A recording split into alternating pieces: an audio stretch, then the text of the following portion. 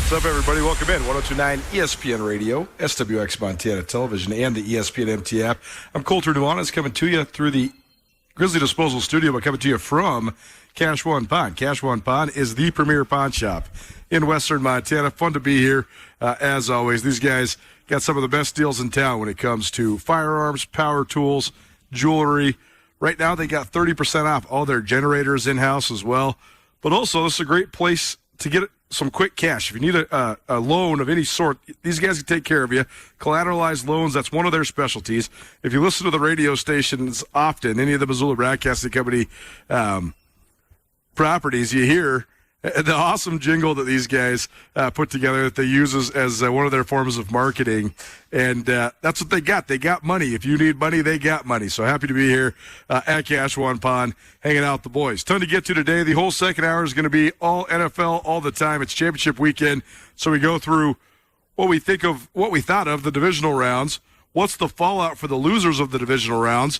What are the next steps for the teams that basically took essentially 5th through 8th place in the NFL? But also, what are some of the key factors we're looking at in championship weekend? Brooks Nuanez joins us to break down all things National Football League from a analysis and betting perspective. So that's your whole 5 o'clock hour. Leading up to that, we're going to go around the wide world of the state of Montana. We're going to talk some college hoops, some college football. We're going to talk some high school hoops. We're going to talk some just high school bulletin board news briefs. We're going to talk coaching carousel in the Big Sky Conference. We also have the debut of our Class C Spotlight. This is a fun new deal. The Class C state tournament is here in Missoula this year. So we're going to do some lead-up coverage. And there's a ton of fun storylines right now in Class C, including the Luster Christian boys basketball team. If you're like, what's Luster Christian? Well, you're going to want to stay tuned and listen in because we're going to teach you Jeff Safford on the trail. So we'll learn about them. Luster Christian is one of the top 5 teams in Class C right now. On the boys' side, they're number 5 in this last week's poll. So a little bit about them. We also got a prep scoreboard. We also have a few coaches from around the high school ranks in Montana that won National Coach of the Year honors from the National Coaches Association. So we'll talk about those honorees as well. So a fun show coming your way here on this Thursday. Appreciate you for hanging out with us. If you're listening on 102.9 FM, you already know that's where you find us on the radio dial. If you're watching on SWX Montana Television, you already know that's where you find us on the TV. And if you don't have the ESPN MT app in your life, go ahead and get it. Also, a reminder, you can also live stream the show from any of your electronic devices at 1029ESPN.com. And you can also find us on YouTube, on Facebook, and on Twitch between 4 and 6 every single weekday. And, of course, we always archive the show on the Nuanez Now podcast as well. If you'd like to be a part of the show, keep those texts coming in. 406-888-1029.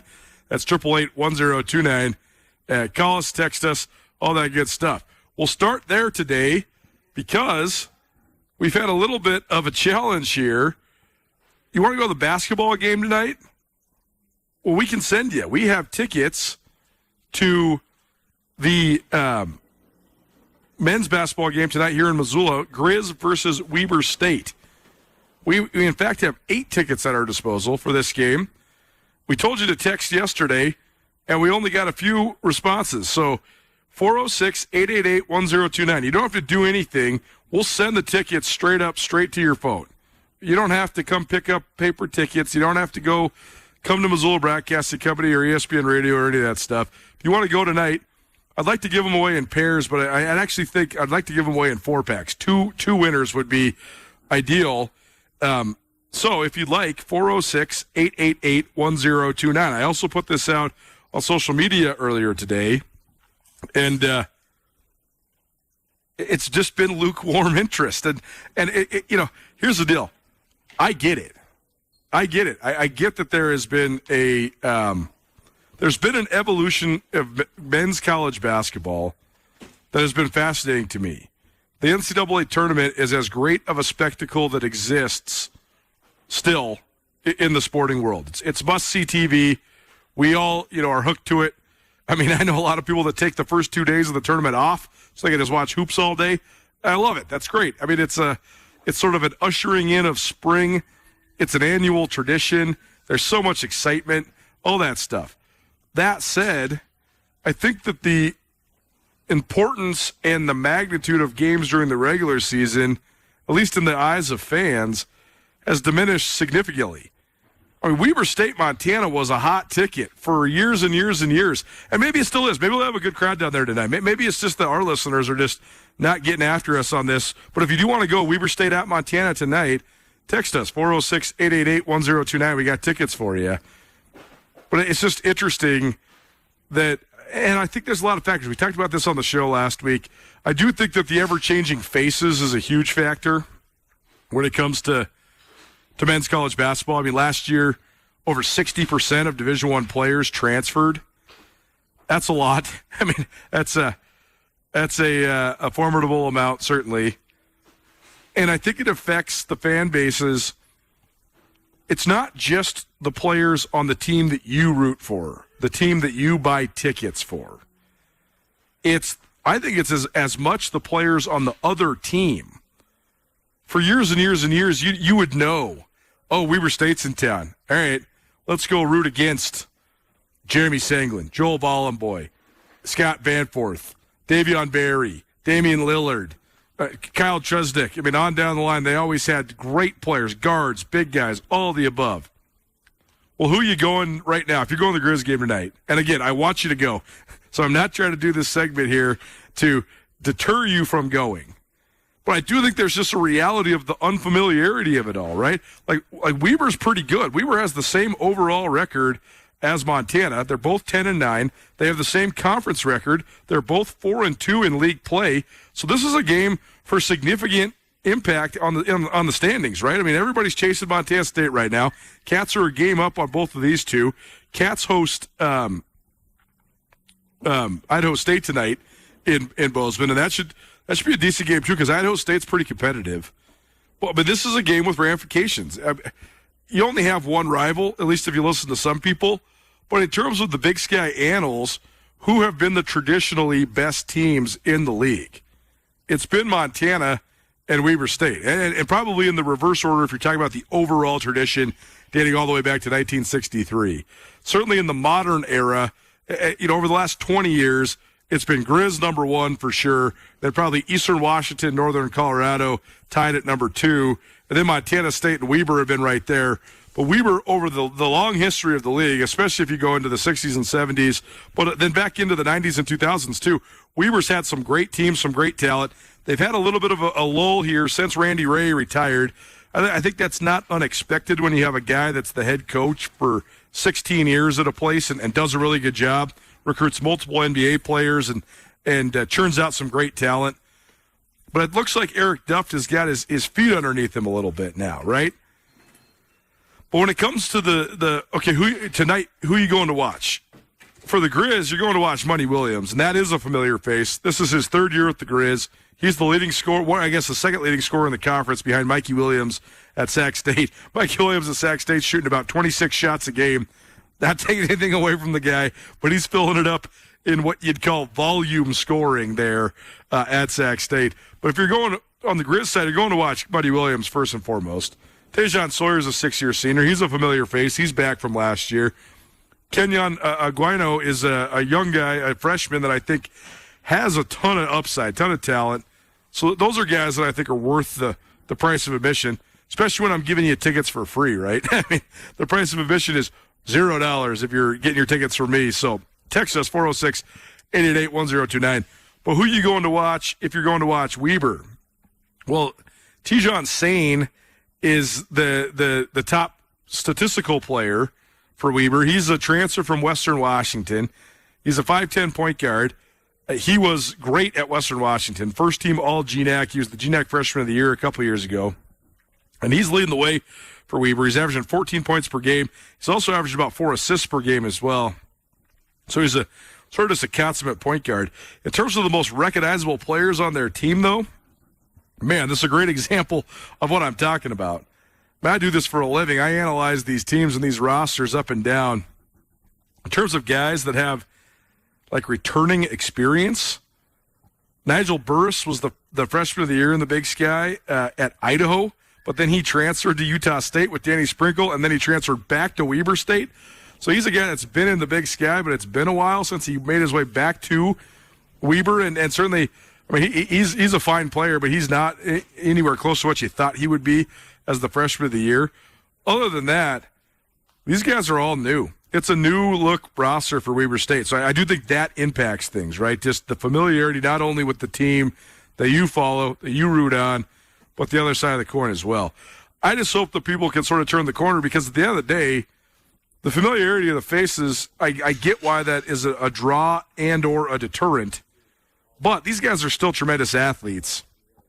And, I mean, it's just fun to watch people compete at the highest level of sport, right? I mean, that is one of the things that we love. And so anyways,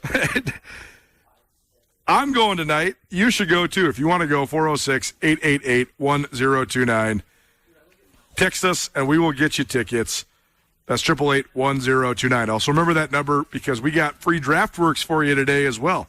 Thirsty Thursdays, probably presented by DraftWorks Brewing, each Thursday here on Nuanez Now.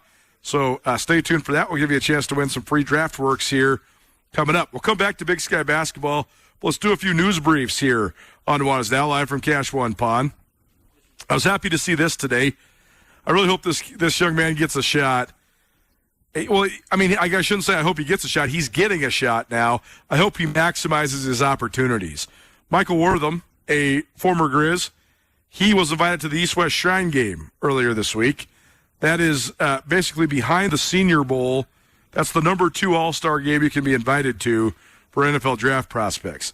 So that's awesome. He's going to be there with a lot of guys from the Power 5. He's going to be there with a lot of guys that are top-tier pro prospects. Wortham, I thought, first of all, Wortham's ability to pick up playing slot receiver at Montana after being a junior college quarterback and then mostly a returner and a gadget player at Eastern Washington, I think that showed a lot to NFL scouts. I think the guy that can master a position that quickly, I mean, he was an All-American in his first year playing the position. And, I mean, if you watch the Grizz this year, who was the guy that was the most electrifying player on the field pretty much always?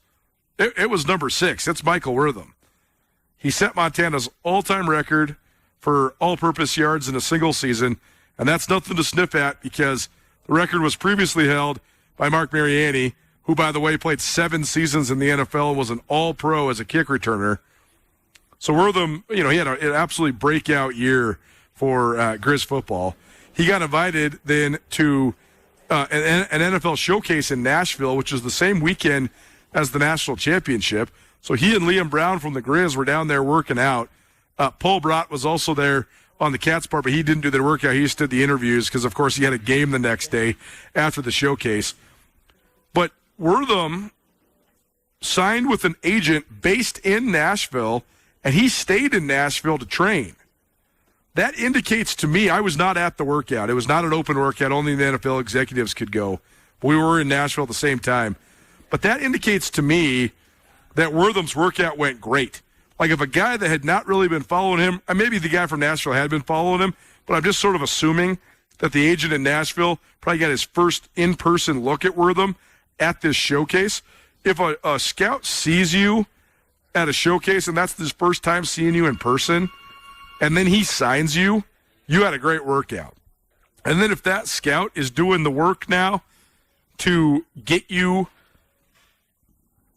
an invite to the East-West Shrine game, now we're cooking, right? Now, this is what you want. So I hope that Wortham can maximize his opportunities. Not only is he an exciting player, he's just a really fun guy to get to know. I mean, he was just effusively cheerful all the time. He was really fun to interview. Great personality. I mean, you saw it on the field. Everything from his touchdown dances to his smile. I mean, as Aaron Best said, Eastern Washington head coach who coached Wortham before he came to Montana, he said, if anybody in our team was ever having a bad day, I told him, go talk to Wortham, because he'll cheer you up. He'll make you smile. So this is a cool opportunity for Michael Wortham, and I'm certainly happy for him. East-West Shrine game plays out in Frisco, Texas, in the Ford Center at the Star Football Facility. That's the practice facility that's owned by the Dallas Cowboys. The events start today. Everybody reported today, and the game will play out on the 27th, which is next Tuesday. So we'll be able to watch it. I'm definitely going to put this one on record just in case I can't watch it live. But this thing will be televised on the NFL Network. So if you'd like to follow along, certainly would be fun to see Michael Wortham cutting his teeth and trying to get an opportunity.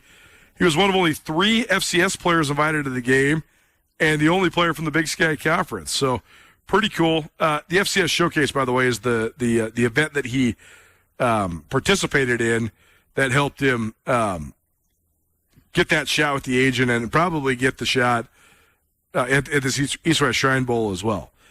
He was a finalist this last year for the Walter Payne Award. Wortham was. He totaled 1,224 yards receiving, 345 yards rushing, 862 return yards. He had 2,431 all-purpose yards, and that broke Mariani's single-season record.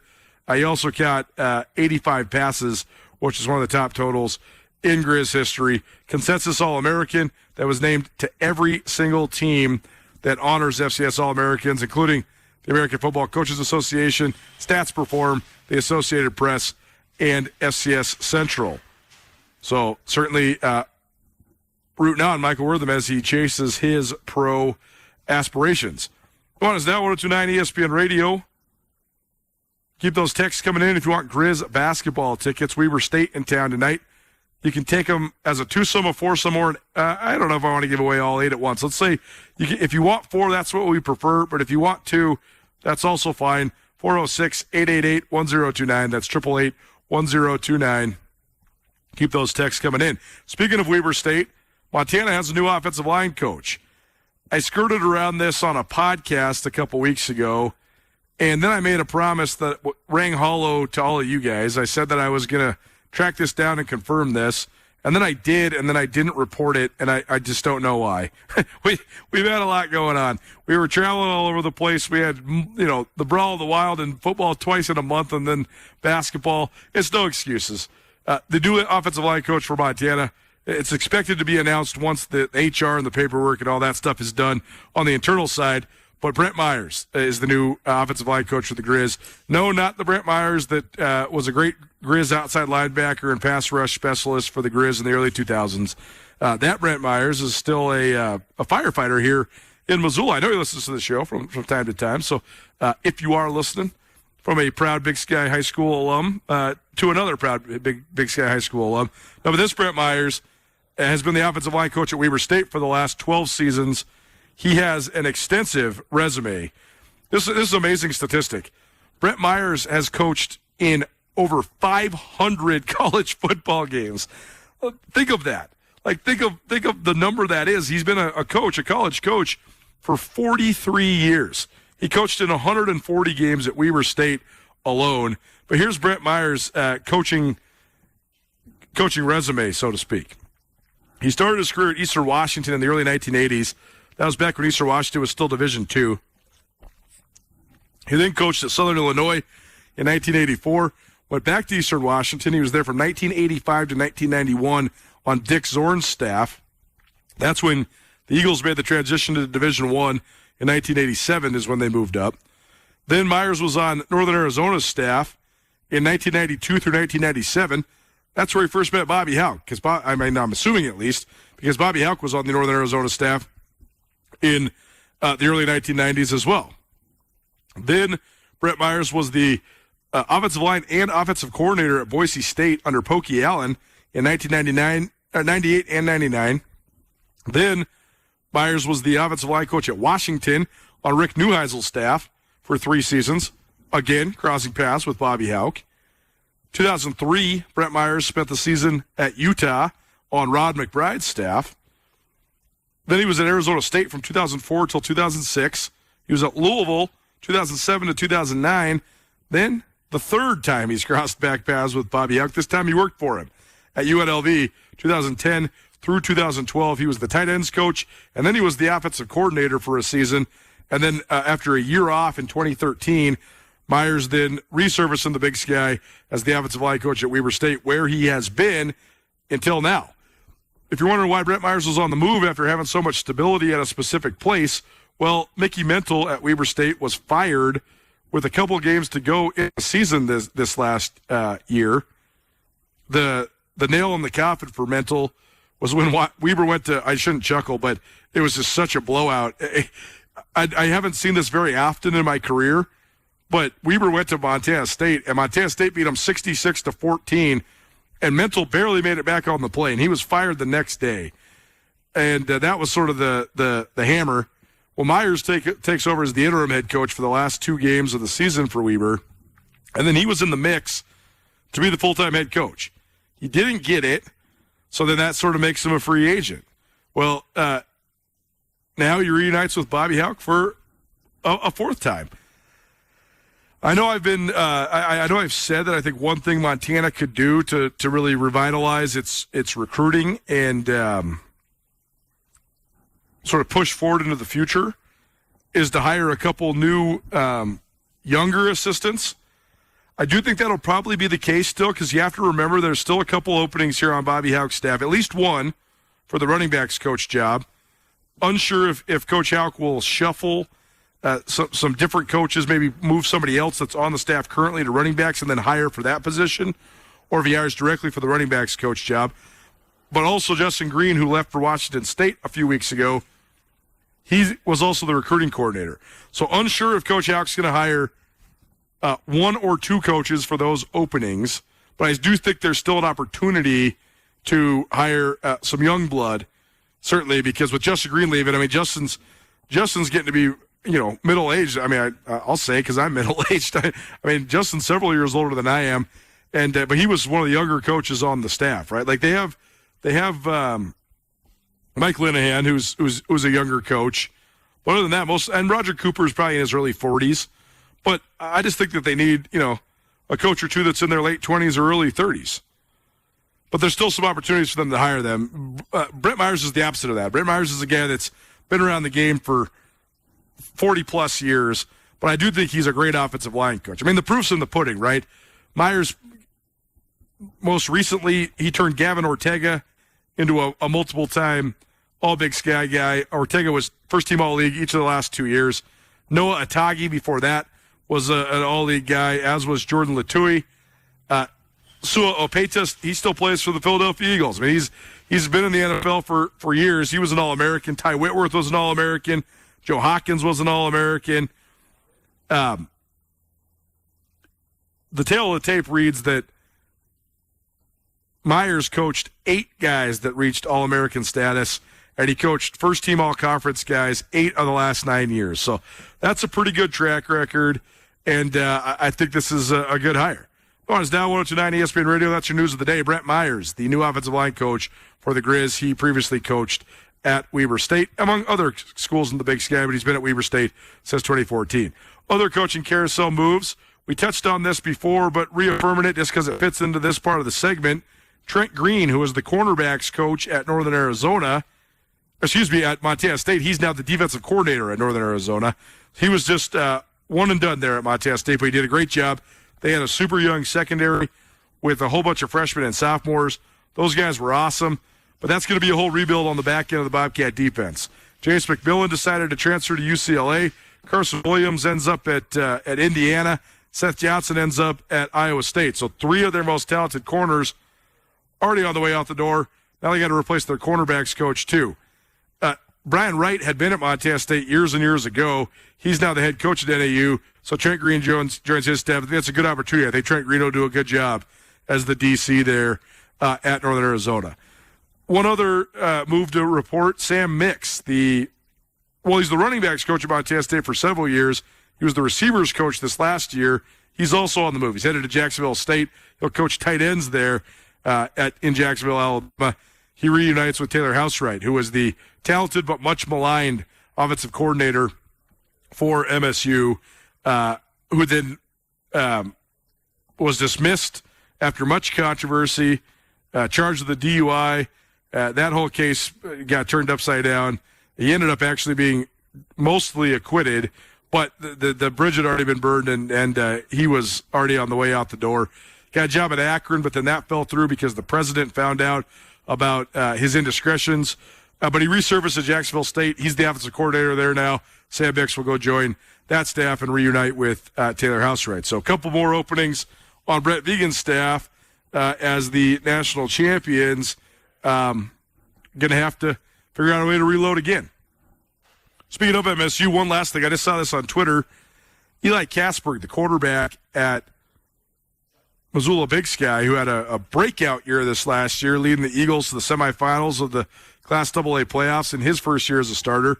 He received an offer from Montana State today. Brett Vegan was actually here in Missoula. He was, I don't know if it's actually today, but I saw that the kid tweeted that he received an offer, and there was a picture of him with Vegan at Big Sky High School. I mean, it was in Matt Johnson's classroom, the head coach of the Eagles. You know, I've been in that classroom a million times, so you could see exactly where they were at. So another piece of recruitment for MSU here in the Garden City. We'll see if the Grizz will counter with an offer for the most talented players in Class AA. You want Grizz Hoops tickets? Weber State in town tonight. Text us 406-888-1029. That's 888-1029. Text it if you want tickets to Weber at Montana in Missoula tonight. Take a break, come back. Luster Christian High School. It's 35 miles from the middle of nowhere. What is this high school? Why is there a Christian boarding school in one of the most rural places in one of the most rural states in the country? And how'd they get so good at basketball? Jeff Safford's on the case. Our first Class C spotlight on the other side. Don't change that dial. Keep it right here. It's 129 ESPN Radio.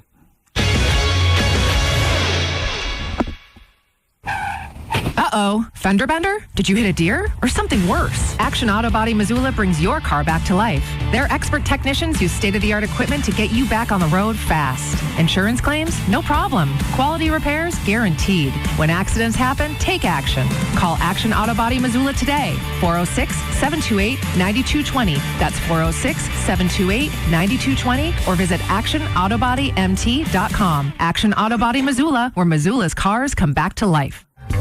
This here's the King, and I'm speaking to you once again for all them good old folks down there at Rockin' Rudy's. You know, when you hear my voice, it can only mean one thing. It's time for Rockin' Rudy's gigantic store-wide sale. All their cards, gifts, toys, jewelry, music, it's all on sale. Plus, don't forget Record Heaven. All their vinyl, cassettes, phonographs, electronics, they're all on sale. And don't forget a Jell-O donut for the King. Rockin' Rudy's, they're on sale now. Going to the dentist doesn't have to be a memorable experience, and at Big Sky Smiles and Sedation, that's exactly the point. If the thought of dental work makes you anxious, they offer safe, effective sedation dentistry so you can relax while they restore your healthy, confident smile. From implants to cleanings, Big Sky Smiles and Sedation makes your comfort their priority. Big Sky Smiles and Sedation, because your visit should be easy to forget, but your smile should be unforgettable. Call Big Sky Smiles and Sedation today, 406-549-6222, or visit BigSkySmilesandSedation.com. Buying a car shouldn't be an adventure, and at Missoula Chevrolet, it's not. Their team isn't paid on commission, so there's no pressure. Just honest help finding the right vehicle for you. You'll get real cash value for your trade, and the price you see, that's the price you pay. No back and forth, no guessing, no trail of fine print, just one low price, plain and simple always. So if you're ready for a smoother ride, on or off the road, head to Missoula Chevrolet and shop hundreds of vehicles in stock. Together, let's drive. Cold weather cravings? The Montana Club has got you covered with scratch-made comfort food to match every craving. From perfectly grilled steaks to satisfying salads, they're ready to handle your hunger. So grab a table with a reservation or keep it casual and order delivery straight to your door. Great food made easy. Visit MontanaClub.com to order or reserve and come warm up at your Montana Club. Brooks and North Reserve, Missoula. Angie Miller of Ryan Miller and Coburn has a background in biology, so she is an ace when it comes to medical malpractice. Getting to know our clients. It isn't just, in and out the door, sign clients. It's really getting to know who they are, what they do in life, about their families. We still have clients to this day that we've represented, and they still reach out to us, every once in a while to let us know how they're doing, or we reach out to them. You can call Ryan Miller and Coburn Law anytime at 406-542-2233. You can also visit online at rmcattorneys.com. Ryan Miller and Coburn, your Montana attorneys. ESPN Missoula Sports Center. The coaching carousel continued in the Treasure State college football world this week. Hello, I am Hayden Smith. Earlier this month, Montana offensive line coach Cameron Norcross took the same position at the University of Nevada, joining former Montana State head coach Jeff Choate's staff in Reno. Earlier this week, Colter Nuanez of ESPN MT confirmed that veteran assistant Brent Myers will take over as the offensive line coach at the University of Montana. Myers has been the offensive line coach at Weber State for the last 12 years. When Mickey Mental was fired before the end of the season at WSU, Myers served as the interim head coach in Ogden. Myers worked for Montana head coach during Bobby Houck's tenure at UNLV. Myers and Houck go all the way back to when they were each on the coaching staff at the University of Washington in the early 2000s. At Montana State, the Bobcats are in the market for a new wide receivers coach and a new cornerbacks coach. Trent Green, the corners coach at MSU for one season, is the new defensive coordinator at Northern Arizona. Sam Mix, who coached running backs in 2024 and wide receivers in 2025 at MSU, is headed to Jacksonville State to coach tight ends. Green will work for Brian Wright, who is Montana State's offensive coordinator in 2010 and 2011. Mix will reunite with former MSU offensive coordinator Taylor Housewright, who holds the same position at Jacksonville State. For more on the coaching carousel, tune into Nuanez Now weekdays at 4 p.m. on 102.9 ESPN Radio.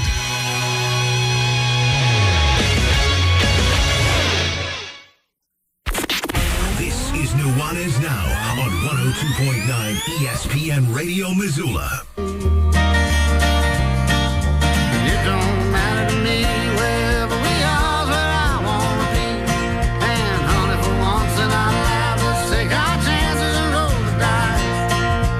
I can be your lucky penny, you can be my four-leaf clover. Welcome back, 102.9 ESPN Radio. It is our monthly appearance here at Cash One Pawn. You already know these guys got some of the great firearm selections, jewelry selections, power tools, all that. You also already know about CashOnePawn.com. These guys also are excellent, though, when it comes to any sort of loan. You need some fast cash, you're in a bind, or you just you need some money for anything. These guys do collateralized loans. They can do it on the spot. So, bring your stuff out here and see what they can do for you. But certainly, that is one of their specialties. You need money, they got money here at Cash One Pawn. Stay tuned about 15 minutes from now. Actually, let's do it right now here, right off the top. If you want a $25 gift card to DraftWorks Brewing, text us, 406-888-1029. That's 888-1029. Any and all texts will get you entered in. Hayden will pick one lucky winner. Thirsty Thursdays, presented by DraftWorks Brewing, each and every Thursday here at Nuanez Now. They're starting to do some more events down there at DraftWorks, so we'll keep you in the loop on all that. They've been having some comedy nights. They had a local comedy night the other night. I was tied up that night, else I wish I would have been able to go. I love stand-up comedy. Certainly very fun. I heard this total tangent, but I heard the show at the Adams Center this last weekend was awesome. I know Hayden, our producer in the back, he went, and I mean, from the pictures that I was getting from him and others, it looked like there was everybody went. It looked like the Adams Center was straight sold out. So pretty cool. Nate Bergazzi, I think is his name. I had not heard of this guy, but it was a hot ticket here in Missoula. I heard it was awesome. Anyways, the point is, more stand-up comedy is a great thing. It's a fun activity to do. It's no stress, right? You just go, you sit, you laugh. And if it's at DraftWorks Brewing, that's about as good as it gets. You just have some beers, quick kick your feet back, get some entertainment, and next time there's one of those going on, we'll certainly let you know when it's on the horizon. But if you want DraftWorks, text us, 406-888-1029. That's 888-1029. We still have some more Grizz tickets, too. We'll prompt you for that, but for now, let's concentrate on beers.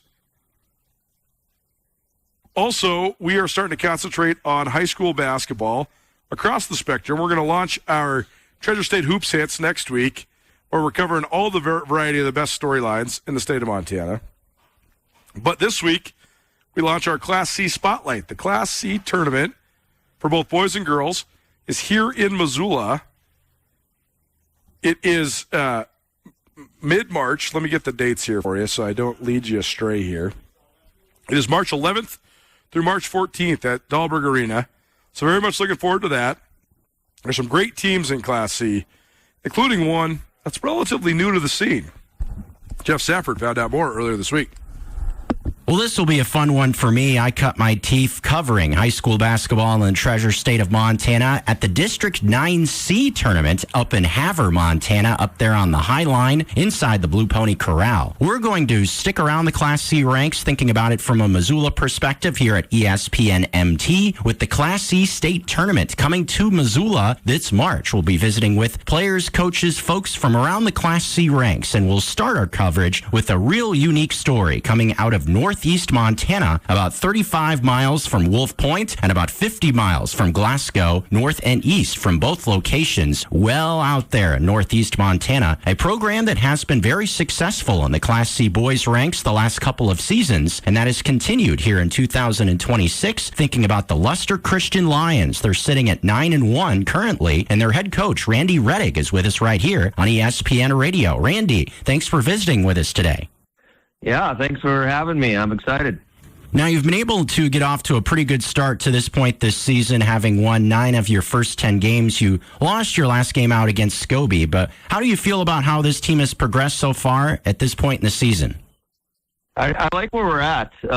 We lost a couple really big seniors last year, so we're kind of coming in new, trying to figure out roles for everybody. We're definitely a smaller team than we've been in the past, kind of a 6'5" kid, and then everybody's kind of 6 foot and under type team. So figuring out roles. We made a trip down to Manhattan Christian and Three Forks before Christmas. That was a really good experience for us, trying to figure things out. And yeah, I like where we're sitting right now. Now, thinking about it from a little bit broader perspective, I remember a few years ago, I think the 2023 season was kind of an upstart year for this Luster program. They were ranked number 1 for a chunk of time in the state, and you've been able to continue that success the last couple of seasons, making another run to the state tournament last year. What have been the keys to keeping that success rolling that started a few seasons ago? I think it starts with the kids. I mean, you can have the best X's and O's around, but if you don't have the kids that are going to put some time in, believe in each other, believe in the system, it's just not going to work. So most of the credit definitely goes to them. We've had just a really good core of local kids that I've kind of coached since they were, I guess, in 4th grade. They're probably sick of me by now, but it has paid off as far as just how they play together. They love each other, and just it's just a good atmosphere to be in. And then we've added a few international kids over the years that have kind of helped us out as well. So yeah, it's just a great group of kids right now. From over in Luster Christian, head coach of the Lions, Randy Rettig, with us here on ESPN Radio. The Lions will be facing off at Nashua this Friday, and then they'll be at home against Poplar, thinking about games that they have coming up in the near future. But Randy, you are a native of that part of the state of Montana. It's a unique area, very rural, not too much in terms of the big city lifestyle, so to speak. But what does this team mean for this area of Montana in terms of an area of pride? Yeah, we alluded to it. I mean, we are just a community. I mean, we don't even have a post office here. So our community, there's a couple churches here in the community, and then the Christian school, private school that we all support. So the entire community definitely rallies around it. You know, we're private, so we all fund it and support it. And it's just a great, like you said, there's a source of pride there, but it's just, everything kind of revolves around that in the community as far as the churches and the school goes. So it's pretty neat, actually, to be around.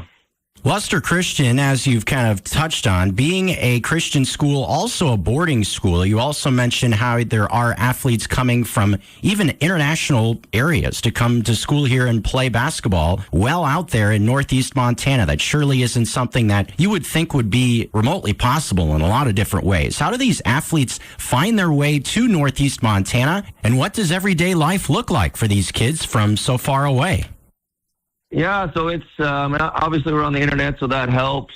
But it's mostly word of mouth. A lot of these kids have either had a cousin that has come before or have known somebody and also come. So it is interesting how they get here. I mean, we've gotten people from South Korea, a lot of countries in Africa. Right now we got some Bahamas, Turks and Caicos, and I don't know. It's interesting. We just kind of take what God gives us. We're not out there recruiting. We don't have recruiters anywhere. It's just we don't really know who's going to show up until they actually do. And it's definitely a shock to them when they get here. We've heard, we had a kid about, 10 years ago that was from China, and every town he got to, he thought, this isn't too bad, until he kind of flew into Wolf Point and then drove out to Luster on these gravel roads that he kind of got a little nervous, I think. But once they're here for a little while, they do fall in love with it for the most part, and typically a good experience for them.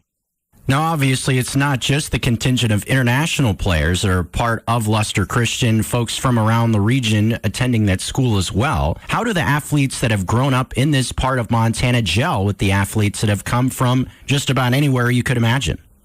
It's actually really cool for our local kids. I mean, we get to see all the different cultures from around the world, and usually it's really good. I mean, they usually mesh well.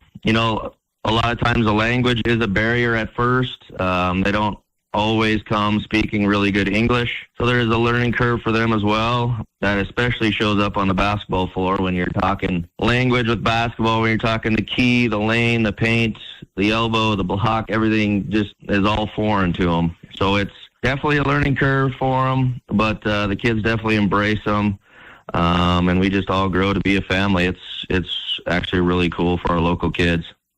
From the Class C ranks, visiting with Randy Reddick, the head coach of the Luster Christian Lions from out in northeastern Montana. The Lions have been off to a good start so far this season, having won 9 of their first 10 games, hoping to make another run towards the Class C state tournament that will be coming to Missoula come March. Now, you've alluded to the dirt roads and everything else that is unique about where Luster Christian is. What does life look like for a student at Luster Christian? Can you kind of walk us through what the everyday life looks like for a student or a student athlete going to your classes there?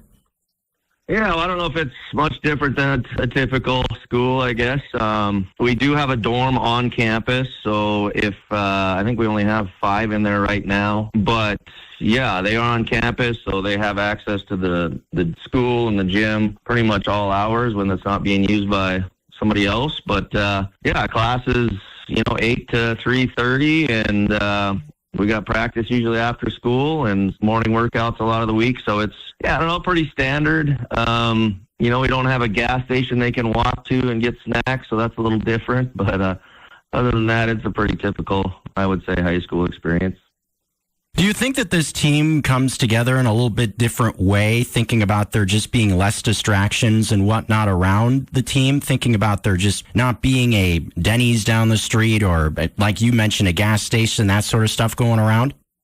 I mean, that definitely helps. There's not a whole lot to do, especially like today. It's, 9 degrees and 30-mile-an-hour winds. I can't even see across my yard. So there's not too many places you can go other than the gym to kill some time. So that definitely helps. I mean, in the fall, those boys are in the gym most nights, either playing pickup or just shooting around. So it's definitely helpful for that gelling process and just to work on their skills. Now, this might be a little bit of a broad question, but if you were to look at a student athlete coming into Luster Christian, what would be a success story for someone coming in, whether it be someone with international ties or someone from right there in the region? What is the biggest goal for a student athlete at Luster Christian? Yeah, I mean, we've talked about it. We're a Christian school, so I guess first and foremost, we want these kids to have a relationship with Jesus. That is a success. We're not, I guess when you say student athlete, success for us is to prepare these kids for life. I mean, we're not looking for D1 athletes. We're not looking to recruit anything like that. We're just trying to get every kid that comes through this school, a better shot at life. I mean, these kids that do come from international places, most of them are third world countries, and their parents are just trying to get them, a better chance at making something for themselves in life. So, I mean, that's what I'm trying to do. I'm trying to make, young men that can live for Jesus and, succeed in life. That's just really my goal. The head man from over at Luster Christian, Randy Rettig, with us here on 102.9 ESPN Radio, rocking and rolling with Class C high school basketball coverage, rolling us closer to the Class C basketball tournament here in Zootown, Missoula, as we roll with high school coverage on ESPN Radio. Now, thinking about this team, you've crossed the halfway point of the season. You've been off to a good start. What are some of the biggest things you want to build up most before you think about district, divisional, and eventually potentially the state tournament?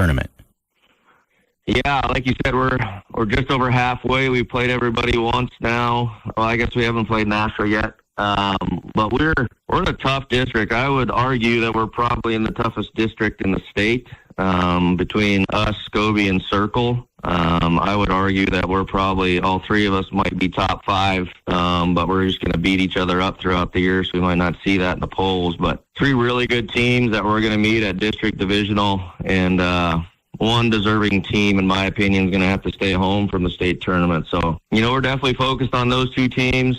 I don't know exactly what's coming out of the South, out of the 4C, but in my opinion, out of the 3 of us, they're probably going to be 2 going. So definitely going to focus on that. We actually played both of them last weekend, and like you said, we lost to Scobie, and we did beat Circle. So it's going to be a battle to finish out this year. Now, Scobie is a little bit of an old foe as well, thinking about last year out in Butte at the Class C state tournament. They beat you guys last season. Is it good to be able to get a measuring stick against them this year at this point in the season? Yeah, I think so. I think most coaches, want to play competition, and I would say, in my opinion, they're the best in the state right now. So, yeah, got a little bit of a measuring stick, know exactly what we kind of need to work on and improve on, and obviously that's what we're doing this week. So, yeah, it's definitely a positive to play. Good competition for sure. Well, last thing to visit with you then, Randy Rettig with us here on 102.9 ESPN Missoula, the head coach of the Luster Christian Lions. You have a pair of games coming up this weekend, Friday night at Nashua and against Poplar at home on Saturday. What are the biggest things you're looking for from your team to have success this weekend? Yeah, we played Poplar once. They're a really athletic team. I think they just played Malta pretty tough. It was the last week or the week before. And they can fill it up when they're shooting it well. So we're definitely going to have to guard the perimeter well this weekend. And, kind of just work on what we need to work on is kind of what I'm looking forward to. But definitely with Poplar, they got some shooters, really athletic and long and out of a lot of positions. So it's going to be a challenge for us. We're looking forward to it.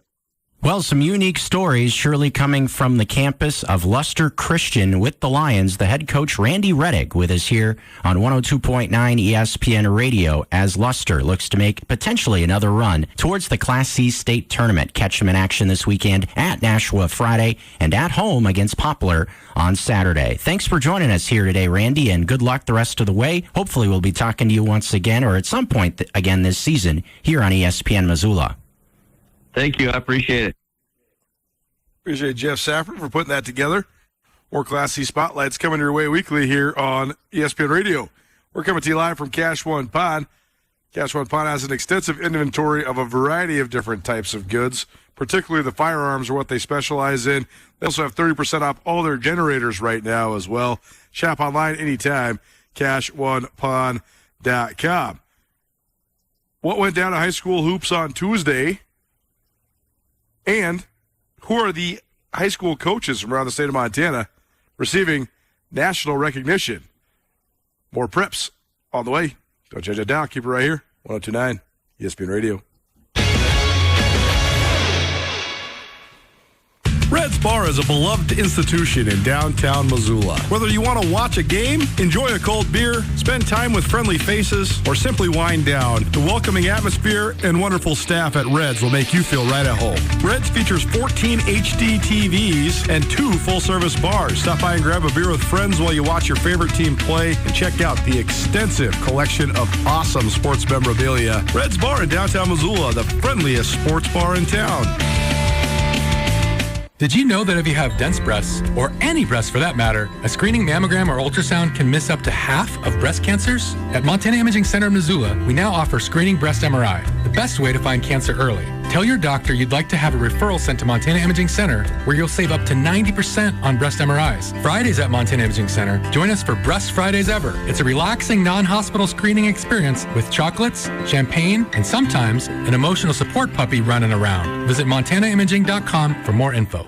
Palmer's Drug has been serving you since 1954, and the trusted locally owned compounding pharmacy has one goal in mind: to make things as easy as possible for you. Palmer's now has the easiest possible way for you to order healthcare's best supplements. If you visit palmersdrug.com, you can sign up to have Palmer's Drug deliver the best products when it comes to skincare, vitamins and minerals, fitness essentials, and more right to your front door. Visit palmersdrug.com today. When you think local pharmacy with Palmer's Drug on Southwest Higgins in Missoula. Canby Tap House is well known around the Garden City for its peerless selection of draft beers. Breakfast at Canby is also worth a sterling reputation. From breakfast burritos to chicken fried steak to delicious daily specials, Canby Tap House has excellent breakfast for your weekend brunch appetite. Canby also has a full coffee bar offering bold and delicious espresso and other specialty coffee drinks. Canby Tap House is family friendly and conveniently located on Higgins, across from South Campus Stadium and Dorn Blazer Field. Come enjoy the best breakfast in town at Canby Tap House. While winter may slow things down, the team at Black Mountain Lawn is still hard at work across Missoula. All winter long, Black Mountain Lawn helps Missoula homeowners with junk removal, tree trimming and removal, demolition work, grading, and draining fixes, plus landscape planning and estimates for spring. Winter is the perfect time to get ahead and beat the busy season. Visit blackmountainlandscaping.com, call 406-529-0793, or email Dave at blackmountainlawns.com to schedule a winter estimate. Vertical Raise is the top fundraising platform, no matter what sort of organization you need to raise money for. Vertical Raise is an industry leader with elite technology that can help you reach the most vast audience possible, in turn, delivering a bigger check for you and your organization. In 2023, Vertical Raise Montana helped raise more than $1.5 million for high school sports organizations around the Treasure State, and the returns were more than 30% greater than any other fundraising program. To find out more about how Vertical Raise can deliver your organization the biggest check possible, visit verticalraise.com. 1, 2, 3. Nuanez Now on ESPN Radio. I won't be around this old town anymore for a long, long time. Gonna hit the road, start looking for the end of that long white line. Gonna hit the road, start looking for the end of that long white line. I woke up, my baby was gone. Welcome back. 109 ESPN Radio, SWX Montana Television, and the ESPN MT app. Colter Nuanez coming to you through the Grizzly Disposal studio at the Missoula Broadcasting Company. Grizzly Disposal, locally owned, veteran-owned. They now have one bin recycling. If you want to get recycling picked up at your residence twice a month, make the switch to Grizzly Disposal today. 406-541-7171. That's 541-7171, or visit grizzlydisposal.com. Grizzly Disposal, the only Bears that are in your garbage. Let's do a prep scoreboard. It's probably presented by Vertical Raise, the elite online fundraising platform. This is from Tuesday night. It's usually Tuesday, Thursday, Saturday for the vast majority of high school games these days for hoops. In Missoula, Lincoln Rogers went crazy, 26 points. It's actually not crazy. That's about what he's averaged. He's averaged like 24.5 points a game. So 26 is just a normal day at the office for Lincoln Rogers, the Missoula Sentinel senior. But he's having a great senior year, and he helped Sentinel drill Bozeman 75-39. The Spartans are 8-1 overall and 4-0 in conference play.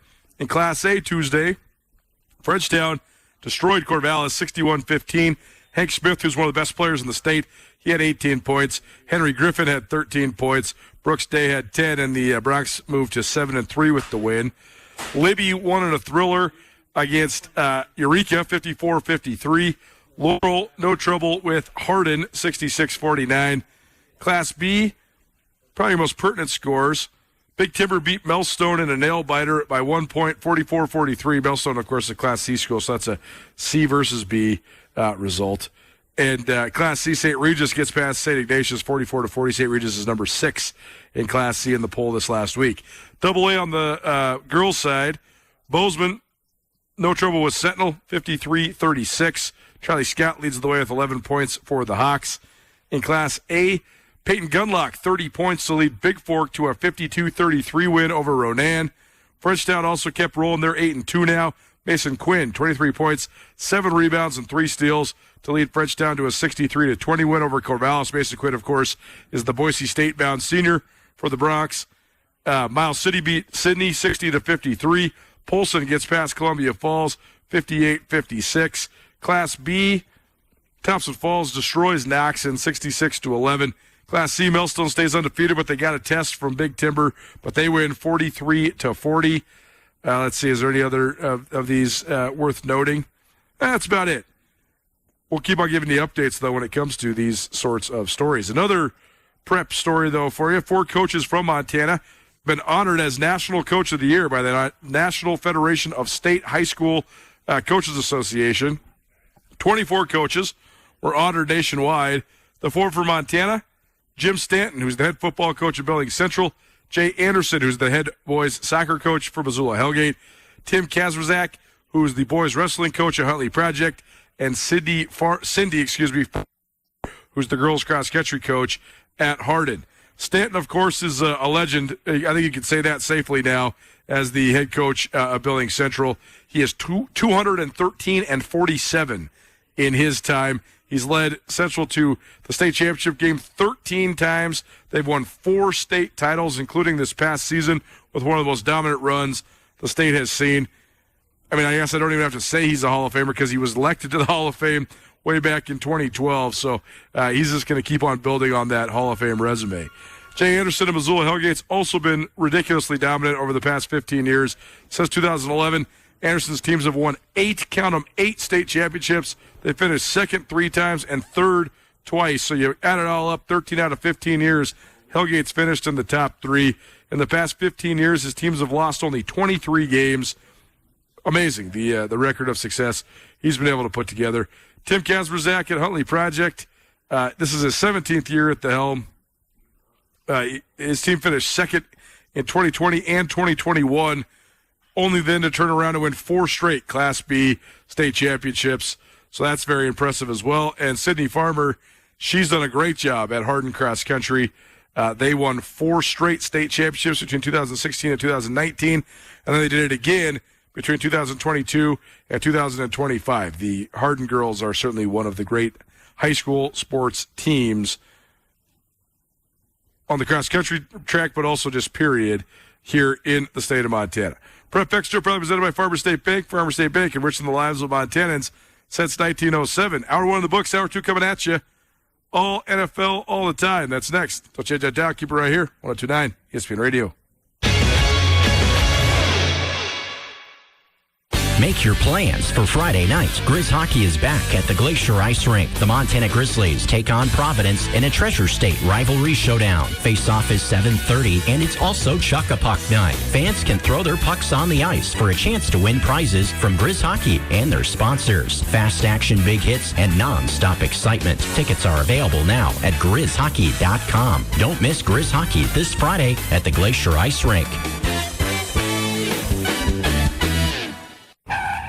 Uh-oh. Fender bender? Did you hit a deer? Or something worse? Action Auto Body Missoula brings your car back to life. Their expert technicians use state-of-the-art equipment to get you back on the road fast. Insurance claims? No problem. Quality repairs? Guaranteed. When accidents happen, take action. Call Action Auto Body Missoula today. 406-728-9220. That's 406-728-9220. Or visit actionautobodymt.com. Action Auto Body Missoula, where Missoula's cars come back to life. If you're in search of a trading card of your favorite player, or if your kids are, swing into Zootown Sports Cards. If there's a card of a player you're searching for, Zootown Sports Cards has the cards. With an almost endless collection of singles and inserts, whatever and whoever you're in the market for, Zootown Sports Cards has it. 1990s NBA stars, Zootown has it. 2000s football players, Zootown has it. And looking through the collection is half of the fun. Come check out all of what Zootown Sports Cards has to offer in the Stevens Center in Missoula.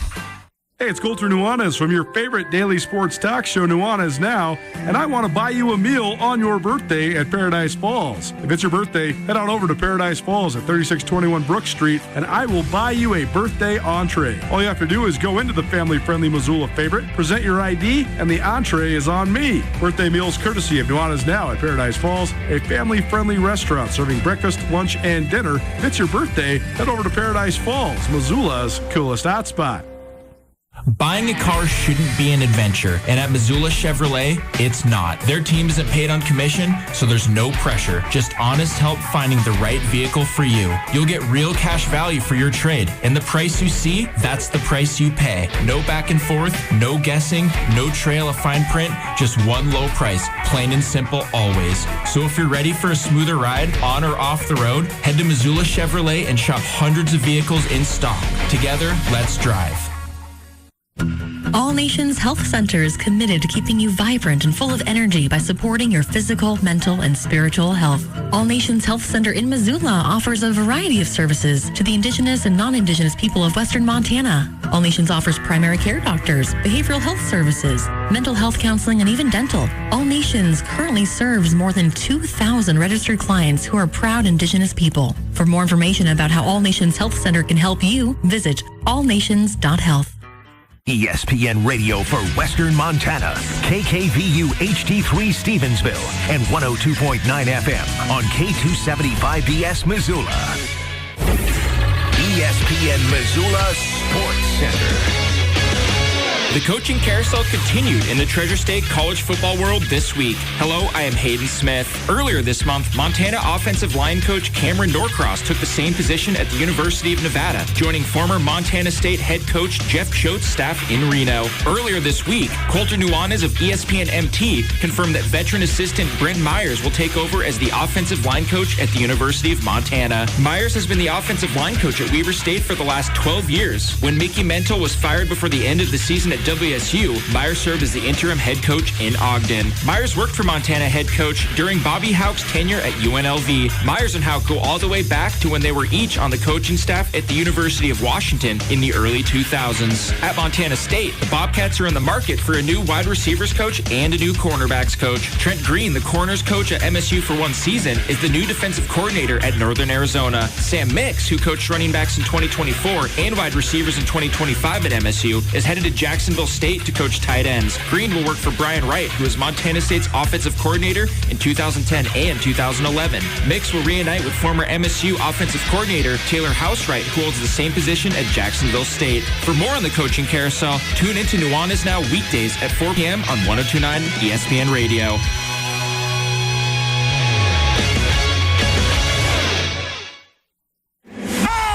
It's Nuanez Now on 102.9 ESPN Missoula.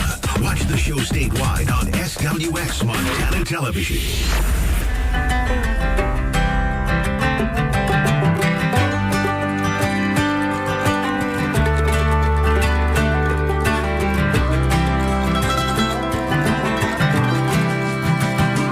Well, my buckle makes impressions on the inside of her thigh. There are little feathered Indians where we tussle through the night. Thanks for making me happy. You do really like basketball. I love it. We actually got a ton of texts after I said, why doesn't anybody want these tickets? I guess free is the right price. But also, it's just going to be a fun game. These are two teams that are battling for, positioning in the conference. They're towards the top of the league. Weber State in Missoula tonight. So we've doled out most of the tickets, but if you want to keep entering, we have more than enough entries, but that's fine. We still haven't decided the winners yet, so keep them coming in. 406-888-1029. That's 888-1029.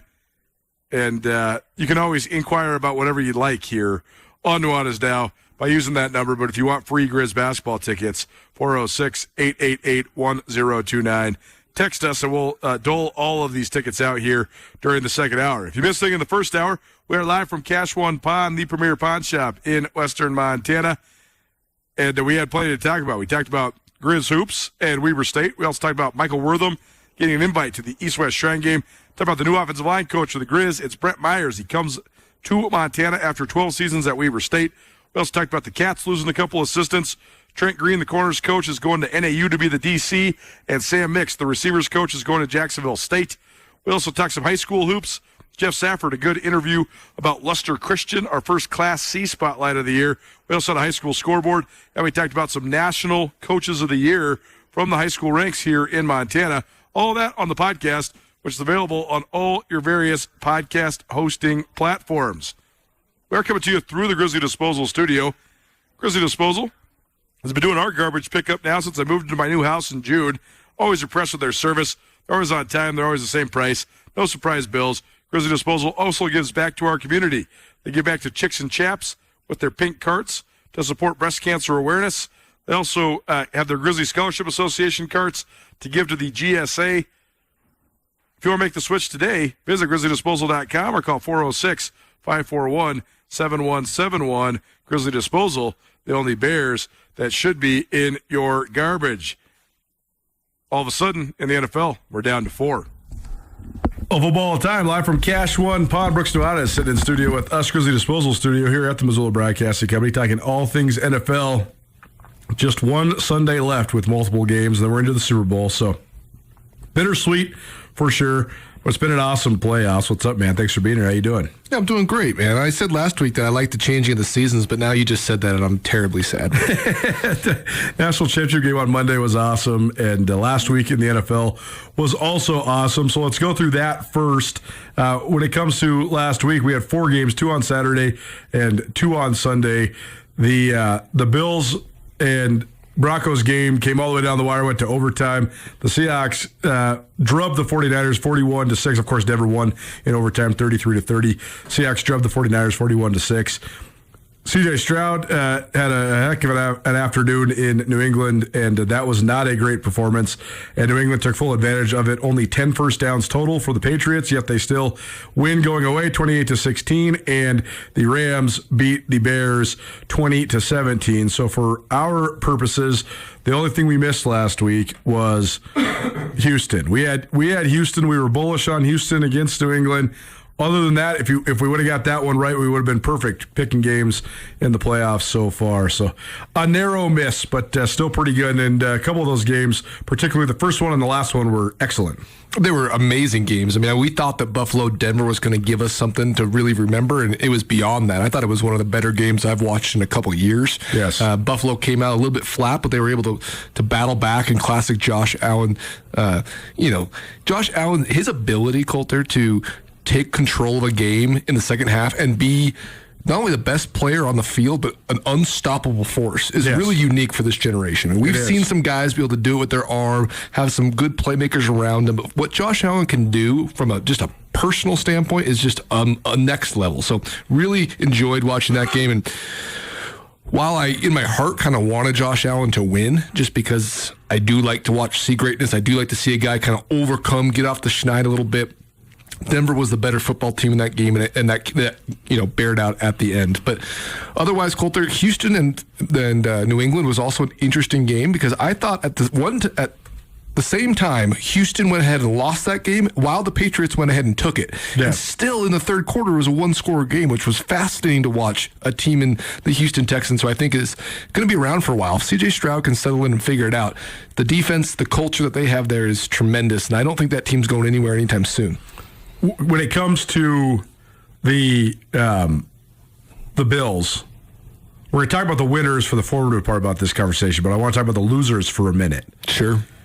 When it comes to the Bills, were you surprised they moved on from Sean McDermott? I'm not. So what I always say, I tell anyone who will listen is, do I think that Sean McDermott's a good coach? Yeah, that's moot for my point here. Can you win a Super Bowl with him? I don't think so. Can you win a national championship with the guy? If the answer is no, what's the point of keeping him? So I wonder about this, though, too, because for sure the standard needs to always be high when it comes to analysis, when it comes to performance, no question. We always talk about that when we're talking about the Grizz and the Cats. That the expectation, the standard is a national championship. Anything less than at least being in the mix for that is an abject failure. That's indisputable. But in professional sports, I think when you have a championship standard, I just wonder if Sean McDermott isn't good enough to win a Super Bowl, if you apply that same standard to quarterbacks, how many guys are just not up to par? All of them. Right. The thing about the Bills is that the Bills don't need to have a championship standard. Sean McDermott doesn't need to have. They have a championship standard window. Sure, it's a window. It's now.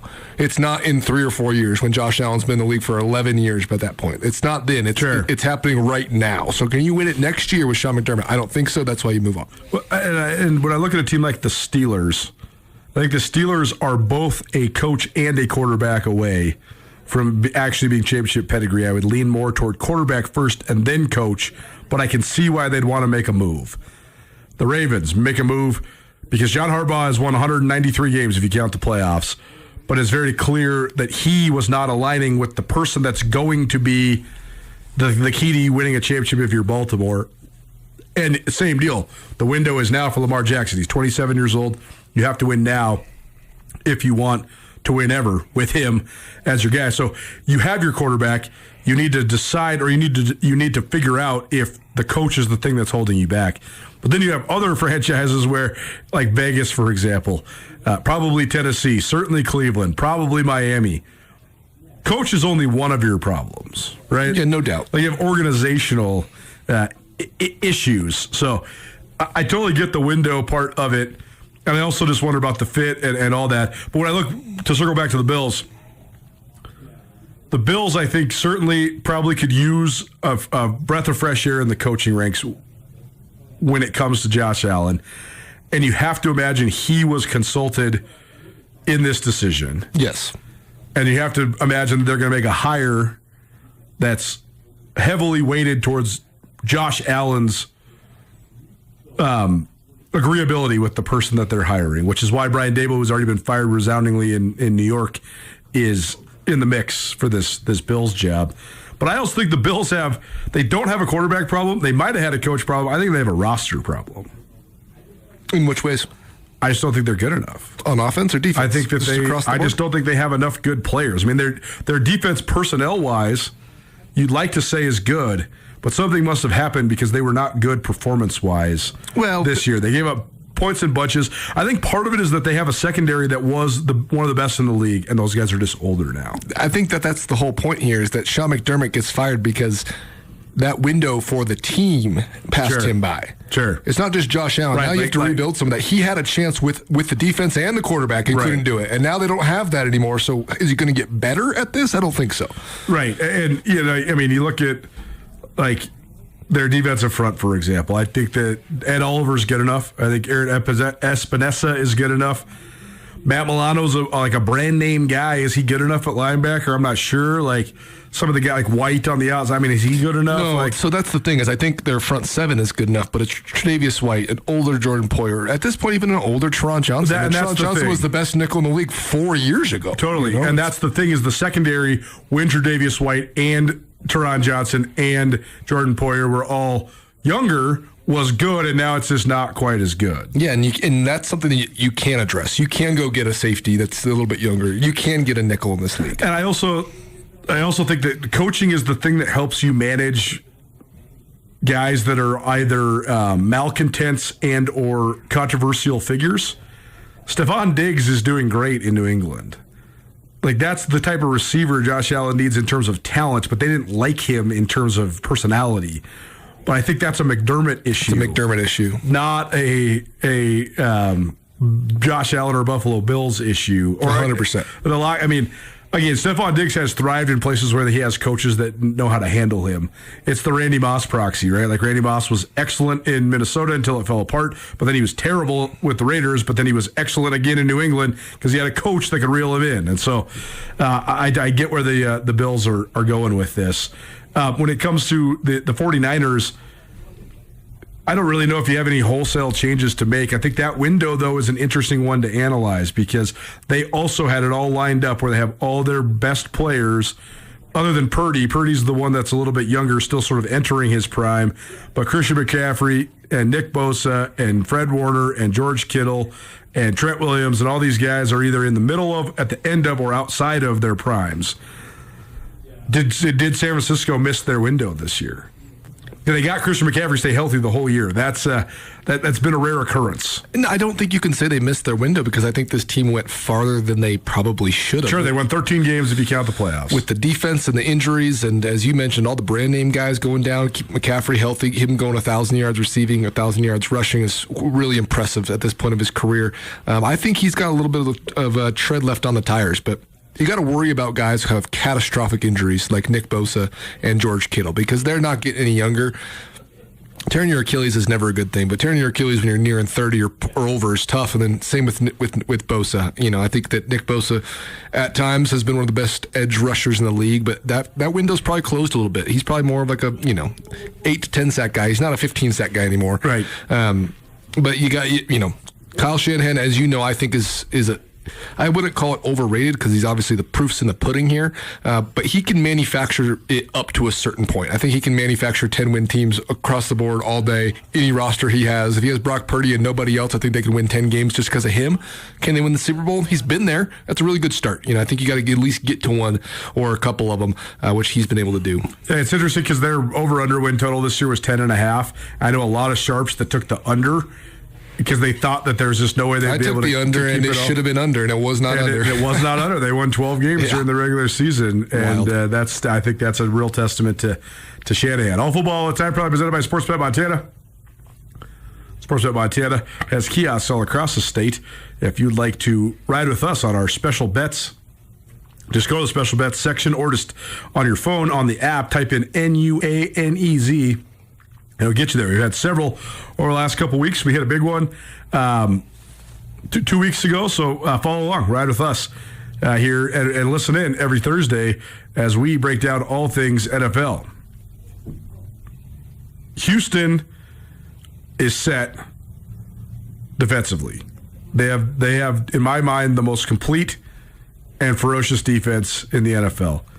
The questions for me are, where do you turn with the offense? Is the offense's issues stemming from the quarterback?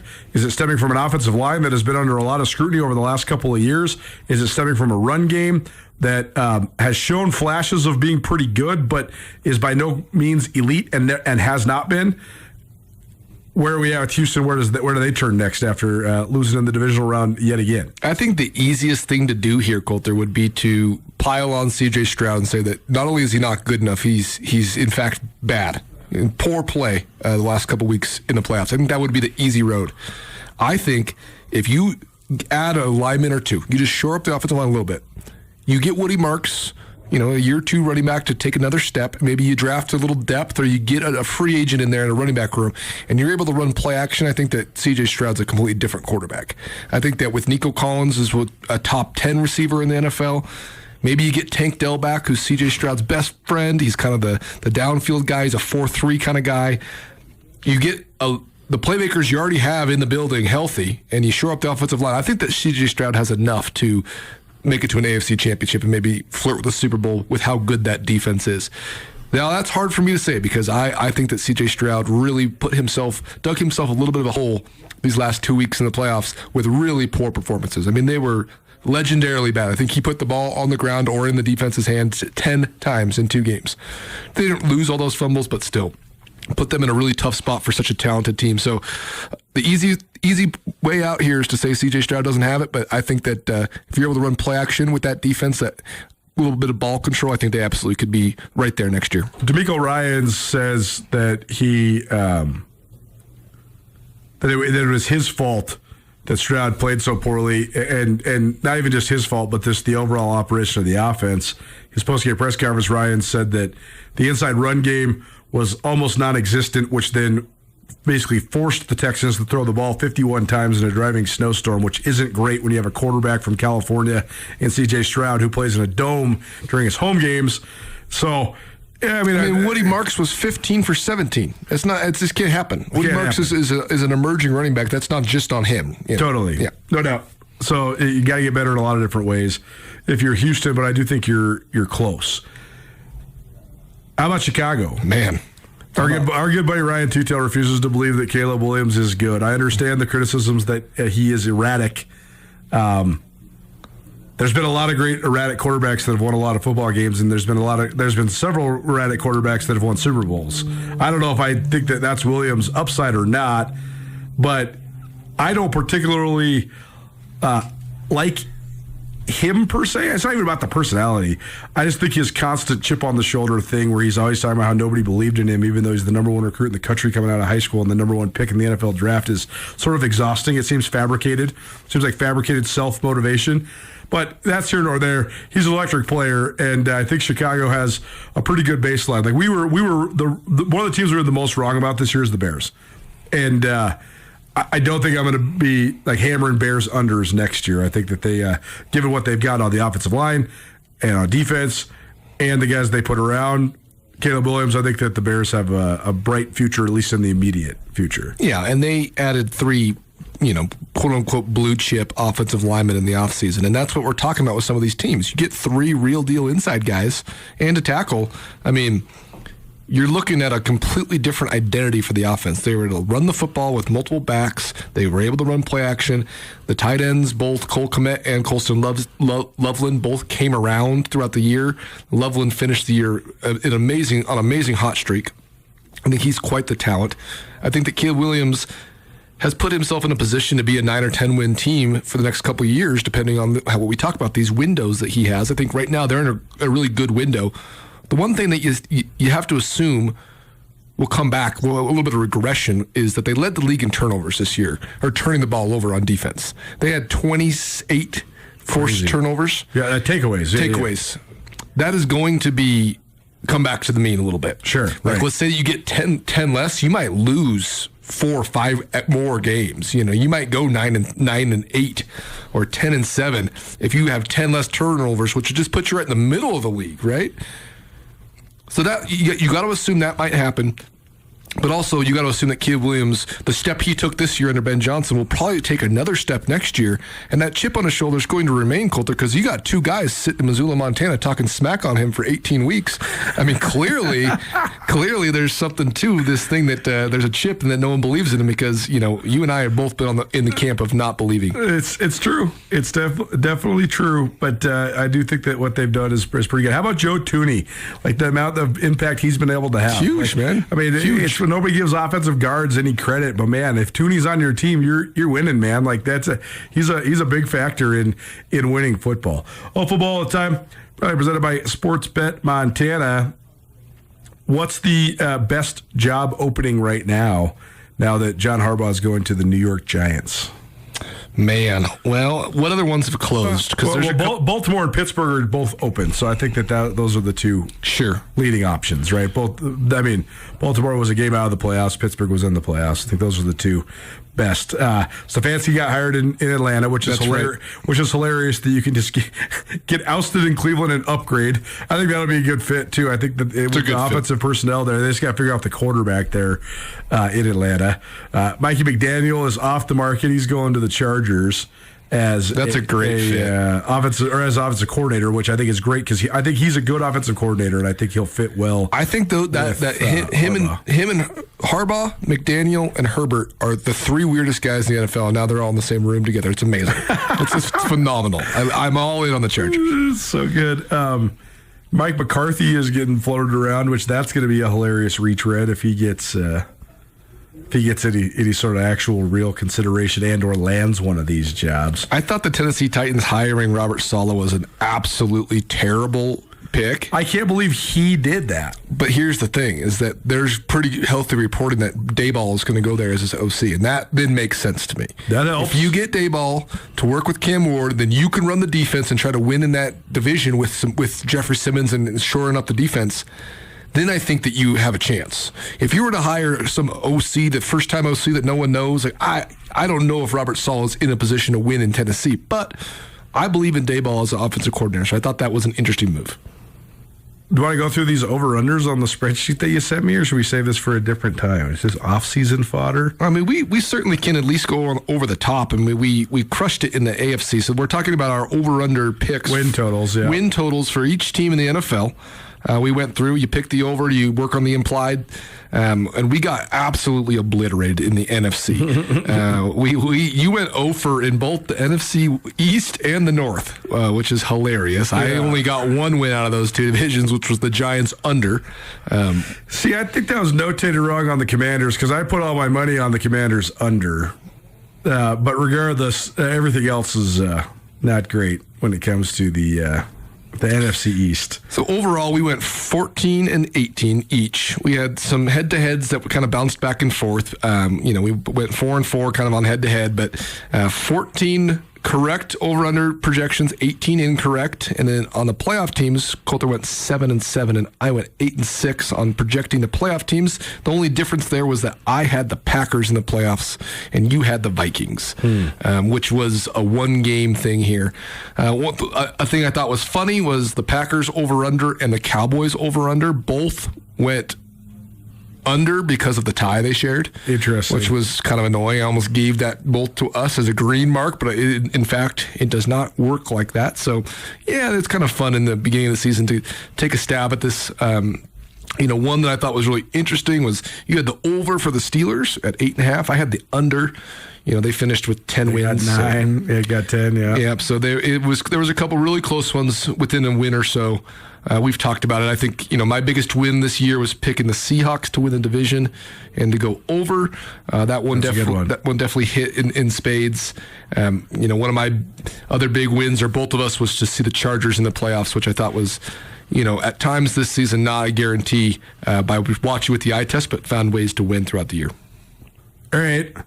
We're going to take an early break here. All football all the time. And come back and keep on talking NFL. We'll break down the winners, what they did right last week, and give you a championship game preview, plus some picks as well. That's all on the other side. Don't change that dial. Keep it right here. It's 102.9 ESPN Radio.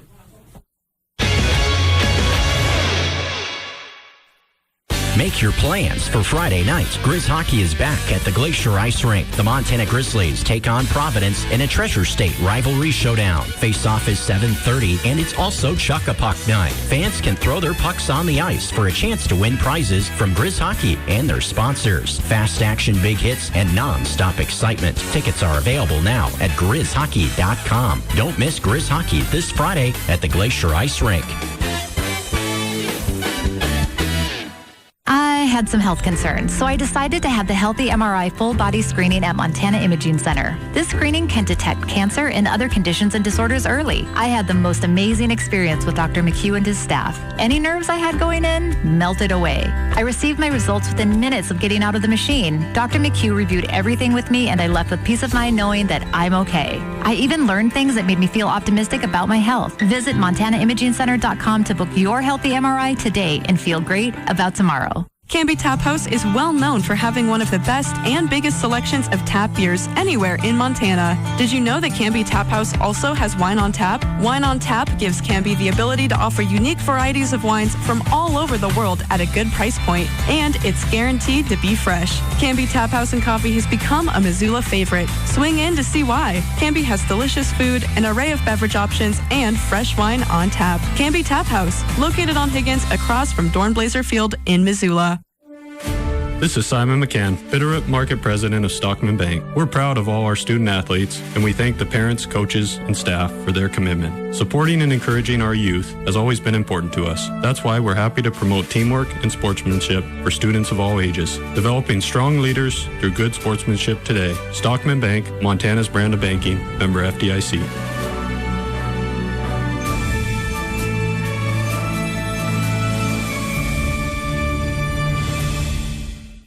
If you're in search of a trading card of your favorite player, or if your kids are, swing into Zootown Sports Cards. If there's a card of a player you're searching for, Zootown Sports Cards has the cards. With an almost endless collection of singles and inserts, whatever and whoever you're in the market for, Zootown Sports Cards has it. 1990s NBA stars, Zootown has it. 2000s football players, Zootown has it. And looking through the collection is half of the fun. Come check out all of what Zootown Sports Cards has to offer in the Stevens Center in Missoula. Sometimes it's stressful juggling all your responsibilities on the weekends. You know you need to do your chores. You know you want to spend time with your family. But really, you just want to watch football all day. Paradise Falls is the perfect option for a family-friendly place to hang out and still have a chance to catch all the games. Open 7 a.m. till midnight and offering breakfast, lunch, and dinner. Paradise Falls has 30 big screen TVs, ESPN 3 capabilities, and much, much more. Swing on by Paradise Falls on Brook Street anytime you're in the mood for some food or some football. Paradise Falls, 3621 Brook Street, Missoula's coolest hotspot. This is Nuanez Now on 102.9 ESPN Radio Missoula. Welcome back live from Cash One Pawn, the premier pawn shop in Western Montana. Brooks Nuanez, Coulter Nuanez coming to you through the Grizzly Disposal Studio. Grizzly Disposal now has one bin recycling. They can pick it up at your house twice a month. Plastics, cardboards, all that stuff, cans, aluminum. They'll pick it up from your residence. Add that and or switch to Grizzly Disposal by calling 541-7171 or visit grizzlydisposal.com. Grizzly Disposal, the only bears that should be in your garbage. Fun being out here at Cash One Pawn.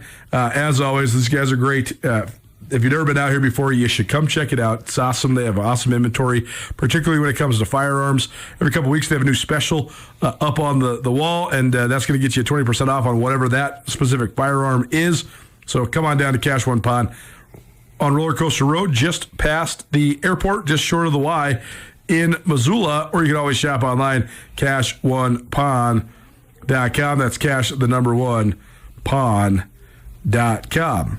All right, let's talk about the winners from last week. Then the four winners from last week's schedule included the Denver Broncos winning in overtime over the Buffalo Bills.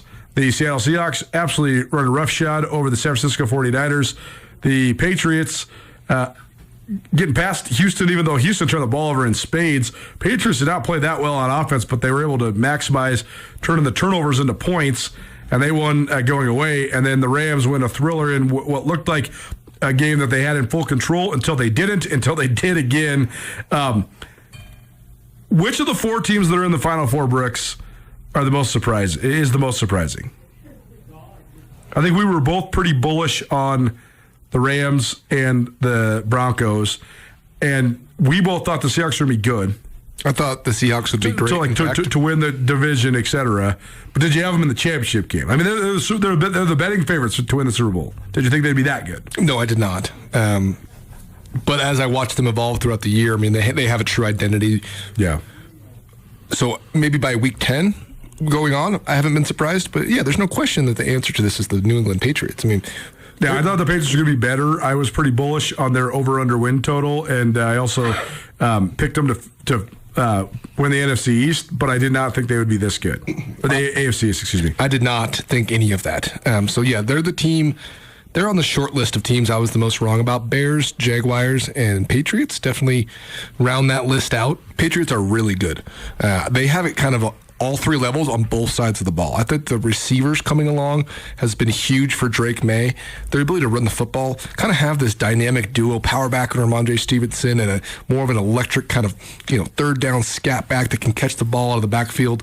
In Travion Henderson and just a young guy in that sense too. So I think the Patriots have a lot in front of them. But man, oh man, did Will Campbell and Danielle Hunter get after their offensive line. I thought that their Patriots left tackle Will Campbell looked overwhelmed, and I think that they're going to have their hands full with the Denver Broncos. Where are we at with Will Campbell? Because I think he's a fascinating case study. He was the highest graded offensive tackle in the history of the SEC per Pro Football Focus.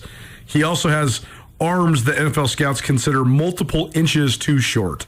But the Patriots did take the risk on him and drafted him in the top 10, and he's been very good this year. I think Danielle Hunter, the matchup last week is, I think, every tackle in the NFL has a hard time with those two ends from Houston. But where are you at with just the risk that they took to draft Will Campbell? I don't think it was a risk. I think he's a surefire, 10-year starter. Absolutely. Yeah. I think that everyone's arms are too short when you're facing Will Anderson. He's going to get the edge on everybody. Have you seen Danielle Hunter? This guy is like made in a lab. There's not very many guys that are as physically impressive as Danielle Hunter that have played in the NFL literally ever. He's been very productive. I'm not saying he's the greatest player ever, but in terms of body, he's there's not a lot of guys that are like him. Yeah, and I think that a lot of people talk about the 4 big dogs, right? Myles Garrett, TJ Watt, Micah Parsons. I think you could even throw Aiden Hutchinson in there. I mean, he had a huge year last year, even though with the broken leg. The 2 guys that you need to know about is that I think outside of maybe what Myles Garrett, because Myles Garrett has a different skill set, but I think that Will Anderson's the best pass rusher in the NFL outside of that. Yeah. The next guy would be Nick Bonino, and I think both those guys kind of, for the Denver Broncos, those guys kind of fly under the radar. And Hunter's got to be there too, man. Hunter had 15 sacks this year. He's got 115 sacks in his career. Wow, that is awesome. What a player. He's got 9 double-digit sack seasons. Wow. With a high of 16 and a half. I mean, 114 sacks is going to get you in the Hall of Fame. Absolutely. But I think someone like Danielle Hunter has a little bit more of maybe a strong ends kind of pass rush style. Sure. Myles Garrett has a little bit of everything. TJ Watt is a stand-up edge kind of guy like Micah Parsons is. A true hands-in-the-dirt pass rusher that has the finesse to get the edge on a left tackle. I think that Will Anderson's right there. Yeah, love him. Love Will Anderson. One of my favorite I'm not players going to in the knock NFL. Will Campbell for having his hands full.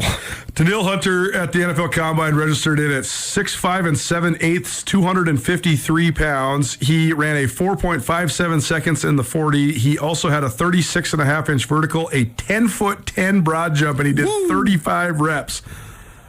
Oh, buddy. Hey, listeners, broad jump is when you stand on 2 feet and you jump forward. Tell me how long you can broad jump. 4 feet. You want to know the greatest part about all those statistics I just said? He grew an inch and gained 25 Well, pounds. that's also true, but he also was a 3rd-round draft pick.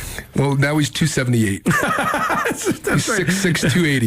Yeah. He literally is listed at 6'6", 274 pounds. So, yeah, I've looked it up a time or two. Yeah, good luck with that guy.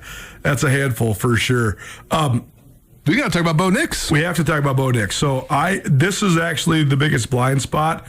I was covering hoops all day on Saturday, and so the Broncos game was coming down to the wire when the women's game was over. So I did get to watch a little bit of the end of that. I didn't get any time to watch the Seattle game because that game kicked at like 6 o'clock and the men's game was at 7. So that's a blind spot, but I also saw it was a complete blowout. I literally saw the beginning when Rashid Shaheed housed the kick, and then Seattle was just like running away with it. Rashid Shaheed, of course, from Weaver State, a Big Sky Conference alum. But to take me through the Denver thing and your perspective on the Knicks injury. I mean, the Broncos are a really well-rounded team, and with Bo Nix playing at the level he's been playing at, I mean, I think that they could absolutely go win the Super Bowl. That's now not going to. That narrative has completely changed because Bo Nix is out, and the injury was really odd.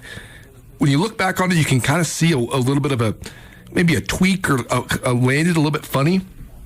I just don't get how they were so committed to him being out for the rest of the year and just going ahead and having surgery. They decided this in 20 minutes.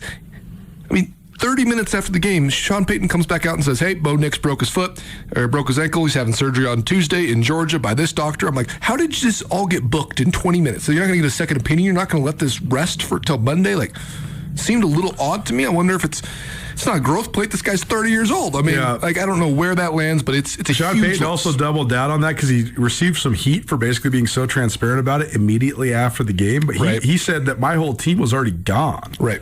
Which I think shows you the way that Sean Payton runs his organization. Like, we just won in overtime. We don't need an hour long of hooping and hollering. Get out of here and go get a nice bag and go see your family and get some dinner. So I think that's probably why people like playing for Sean Payton. No doubt. But it was an interesting way. So are the Broncos dead in the water? No. Jarrett Stidham has not played in a game, period, for 2 years. I believe he's the second or third highest paid backup quarterback. This is what gives me pause, is that Jarrett Stidham has gotten paid by multiple teams. New England paid him and Denver has paid him to not play. But like he's on a $6 million a year contract. Right. So like they obviously see something. I mean, you're not going to pay your backup quarterback in this salary cap era 2-year, $12 million contract unless you think this guy is legit. That's what you pay decent safeties.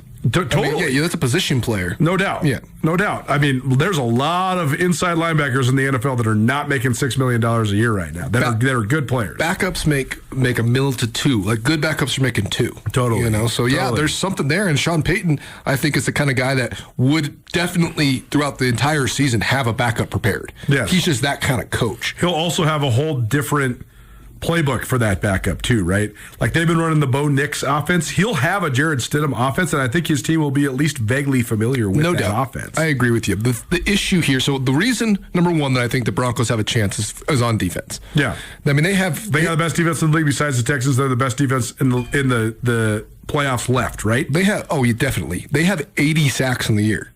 For perspective, the Patriots have 40. Yes, right. 44.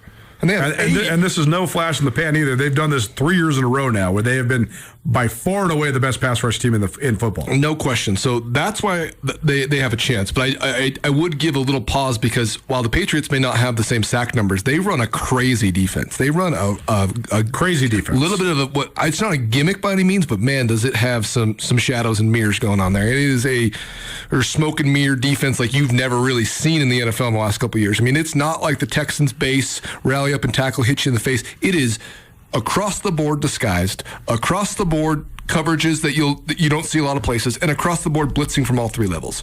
So, I mean, for a backup quarterback who's only started how many games? He has 1 win, 4 starts, something like that. Yeah, in his career, and he hasn't played in a game period in 2 years. Man, that is a tough spot to be in for a team that's playing with some momentum and also playing with a lot of confidence. Well, football all the time, probably presented by Sportsbet Montana here on Nuanez Now. Sportsbet Montana has a great app you can use. It can get your bets all ready to go. Then you scan you get the QR code, you take a screenshot of it, go scan it right there at the kiosk, and to make your betting fluid and easy. All football all the time, presented every week here on Nuanez Now by Sportsbet Montana. Devin McCourty, former Patriots safety, watched a great 10-minute clip of him breaking down this defense. And he was like, man, I've never seen a defense that's so hard to read, both pre and post snap. No doubt. That's why, part of the reason Stroud looked so scrambled last week for the Texans is because they couldn't run the ball.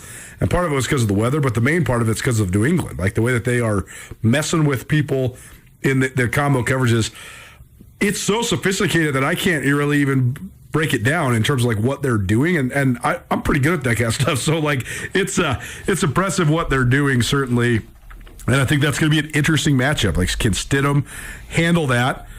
Will Sean Payton be ready for that? How much is New England prepared for a new quarterback, even if it's not as good of a guy as what Denver would have if they had their starter? That's a really interesting part of this matchup. So, defense, it seems like the Broncos have a little bit of an edge there, but the Patriots do have an edge because Stidham lacks experience, and the Patriots have been so confusing, especially down the stretch. Yeah, no doubt. But with the Patriots, the main thing that they really do, Coulter, is they run a nose, and it's Milton Williams, and he's their highest paid player on their roster, and he's been out for half. He's been out for half the season. When he was in, they were phenomenal. When he was out, they were fine, and when he's come back, they've been dynamite. They've been as good as anybody in the NFL. Yeah, so it's a hybrid 3-4, but the fact that they have one of the best nose playing at a high level and with relatively fresh legs is a huge piece of what they do. But out of that 3-4, they also run a lot of what they call double mug. They bring up 2 linebackers into gaps. They'll blitz both. They'll blitz one. They'll drop both. They'll bring nickel pressure. They'll allow guys to play man on the outside, especially Christian Gonzalez on playing nickel. They'll play a lot of kind of cover 2 look, little shell. They'll bail into kind of quarters and let Christian Gonzalez underneath play man. So the ability to do all that stuff and have a guy like Christian Gonzalez be able to kind of hold down that interior defensive back role, which has become such a huge piece in the NFL. We all know how important the nickel is, but if you're playing at a high level and you have a real deal nickel, you have a chance to win every game you play in, just because of how important that is. So that gives you a little insight to what they're doing, but honestly, Coulter, it's dogs. It's the Jimmies and the Joes, not the X's and O's. They got dogs. They got guys who are willing to play for Vrabel. They got one of those Ellis brothers. There's Christian Ellis from Idaho. They're all over the place, man. There's an Ellis brother on the Broncos. There's an Ellis brother on the Falcons. There's an Ellis brother on this Patriots team. Luther Ellis, throwback to the old 90s Lions team. Pretty good genes there. Yeah, no doubt.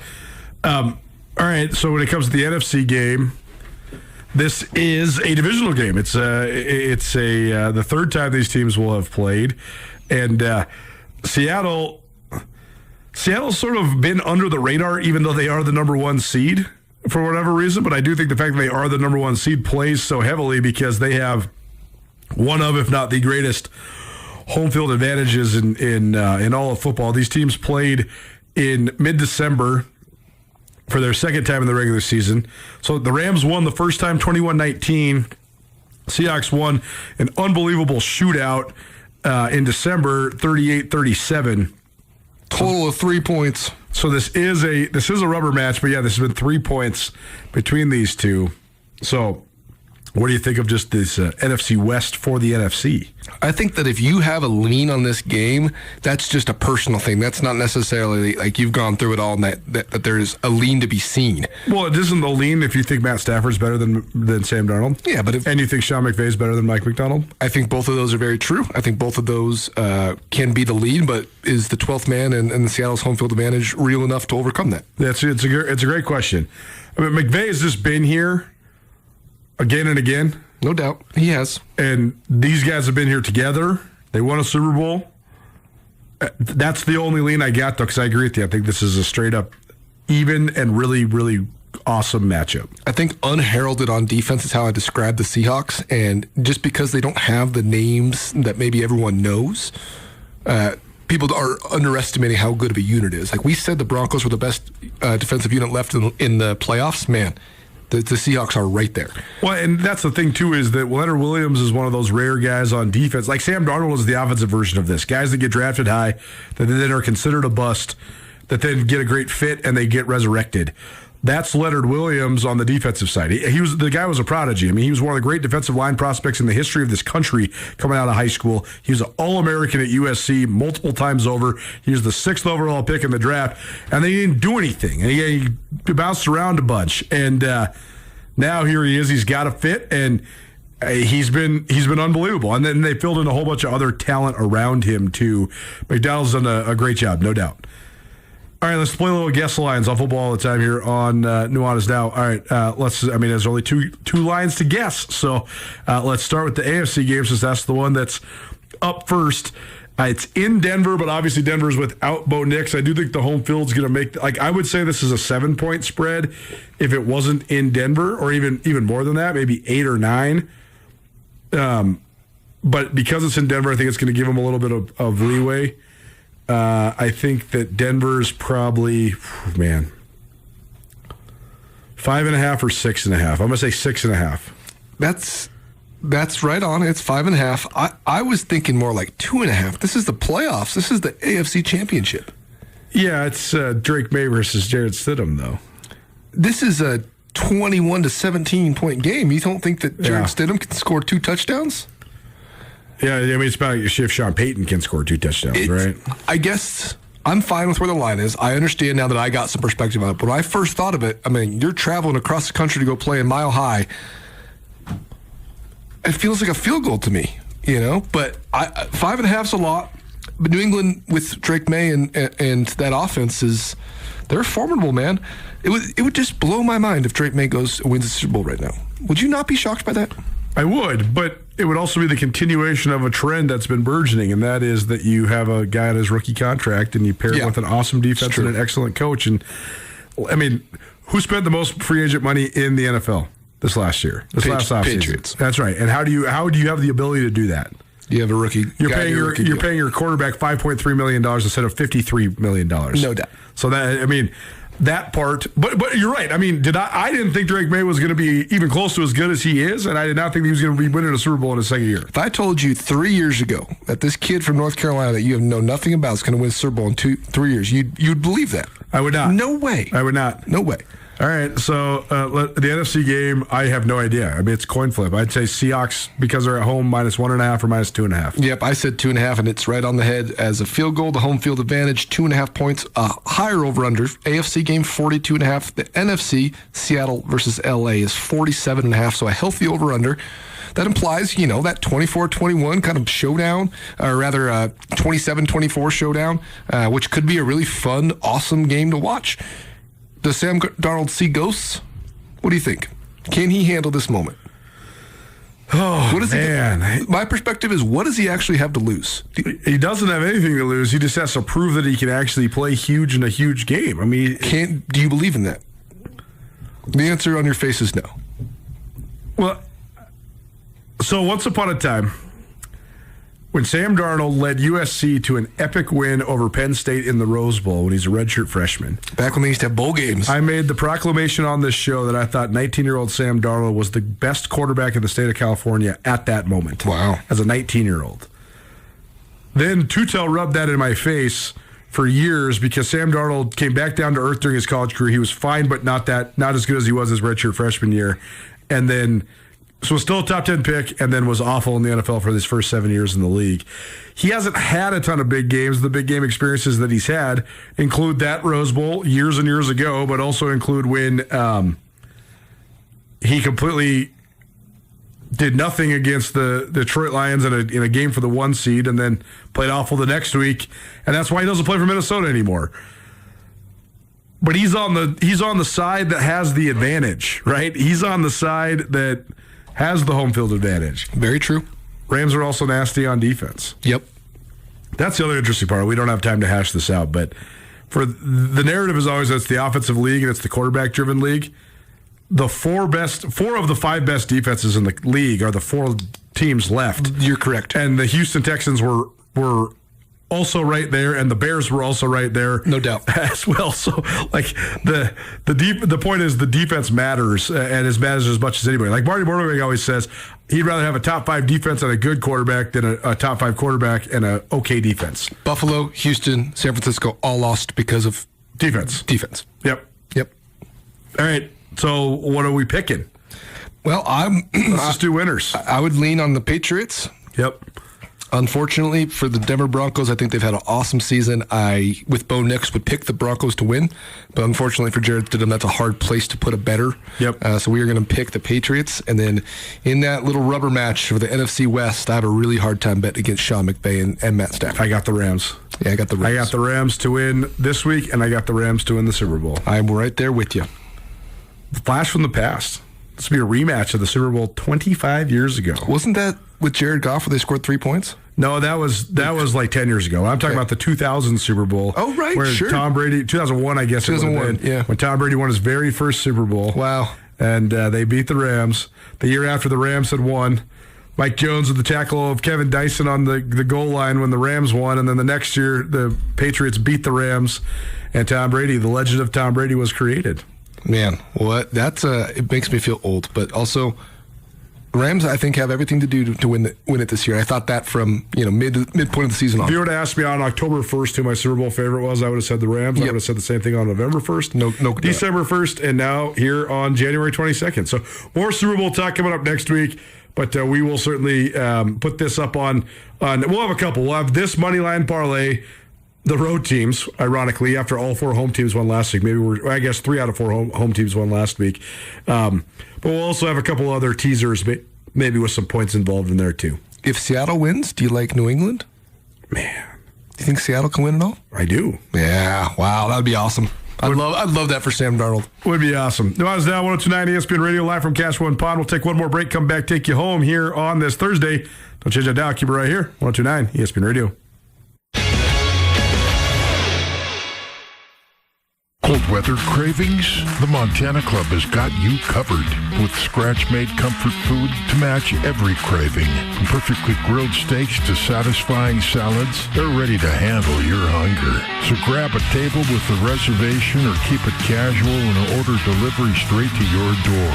Great food made easy. Visit MontanaClub.com to order or reserve and come warm up at your Montana Club. Brooks and North Reserve, Missoula. Buying a car shouldn't be an adventure, and at Missoula Chevrolet, it's not. Their team isn't paid on commission, so there's no pressure. Just honest help finding the right vehicle for you. You'll get real cash value for your trade, and the price you see, that's the price you pay. No back and forth, no guessing, no trail of fine print, just one low price, plain and simple always. So if you're ready for a smoother ride, on or off the road, head to Missoula Chevrolet and shop hundreds of vehicles in stock. Together, let's drive.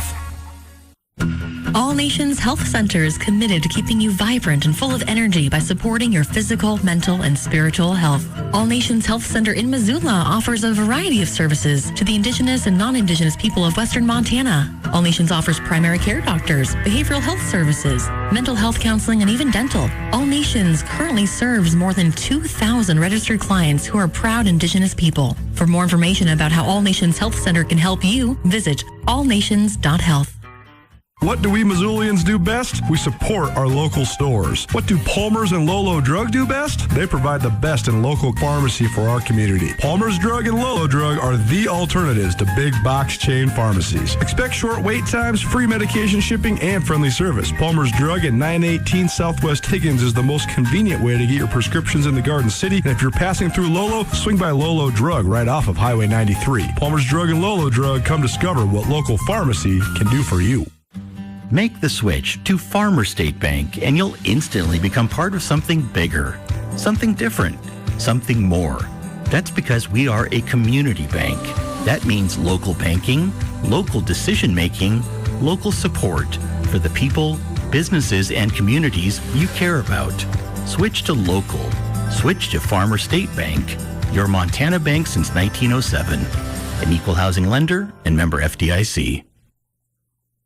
Calling the next generation of healthcare providers. Community Health Alliance's High School Healthcare Scholarship Program is helping students turn their passion for healthcare into a career by offering financial support and community connections. With a rich history that includes over $500,000 awarded to recipients, these scholarships are now open to graduating seniors in Lake, Mineral, Missoula, and Ravalli counties pursuing a health-related field, with awards starting at $1,000. Applications due March 12th. Learn more at communityhealthwmt.org. Nuanez Now on ESPN Radio. Fun with dominoes and 7-Up and Seagram. Well, things were simple then, just moving nice and slow. Ain't it strange? Ain't it strange? Welcome back, 109 ESPN Radio. You're listening to Nuanez Now. Appreciate you for hanging out with us here on this Thursday. It's been fun being here at Cash One Pond for our monthly swing by. You already know about their awesome firearm selection, power tools, jewelry, all that good stuff. CashOnePond.com. Great place to find all that and check out all the inventory.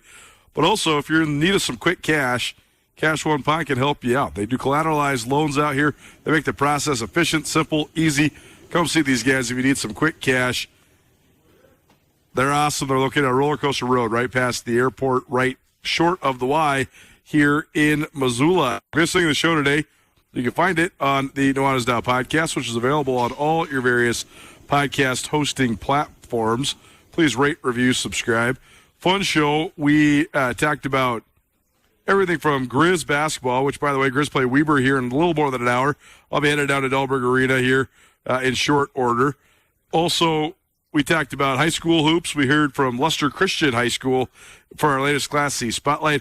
And we talked extensively about the NFL playoff picture. All of that on the Nuanez Now podcast, which is available on all your various podcast hosting platforms. We'll be back at it tomorrow. A couple of your favorites. Rajim Seabrook will be kicking it with us. We'll also have some Grizz hockey for you. And we'll have Carolyn the Chicken Doesn't Know Sports. That'll all be part of a fun Friday show. We'll also have plenty of results from tonight's games. Big one for the Grizz tonight. Jockeying for keeping pace with Montana State in the standings. Honestly, all four Montana schools play big games. Idaho State's been a thorn in the side for Montana State's women over all these years. Seton Sobolewski's style is a tough matchup for Trisha Binford's style. Lady Grizz don't want to be in last, and they face a winless Weber State team tonight, so that's a big game as well. You also then have Montana and Montana State at home with key conference matchups. We'll be back at it 4 p.m. tomorrow. See you then. Nuanez Now, ESPN Radio.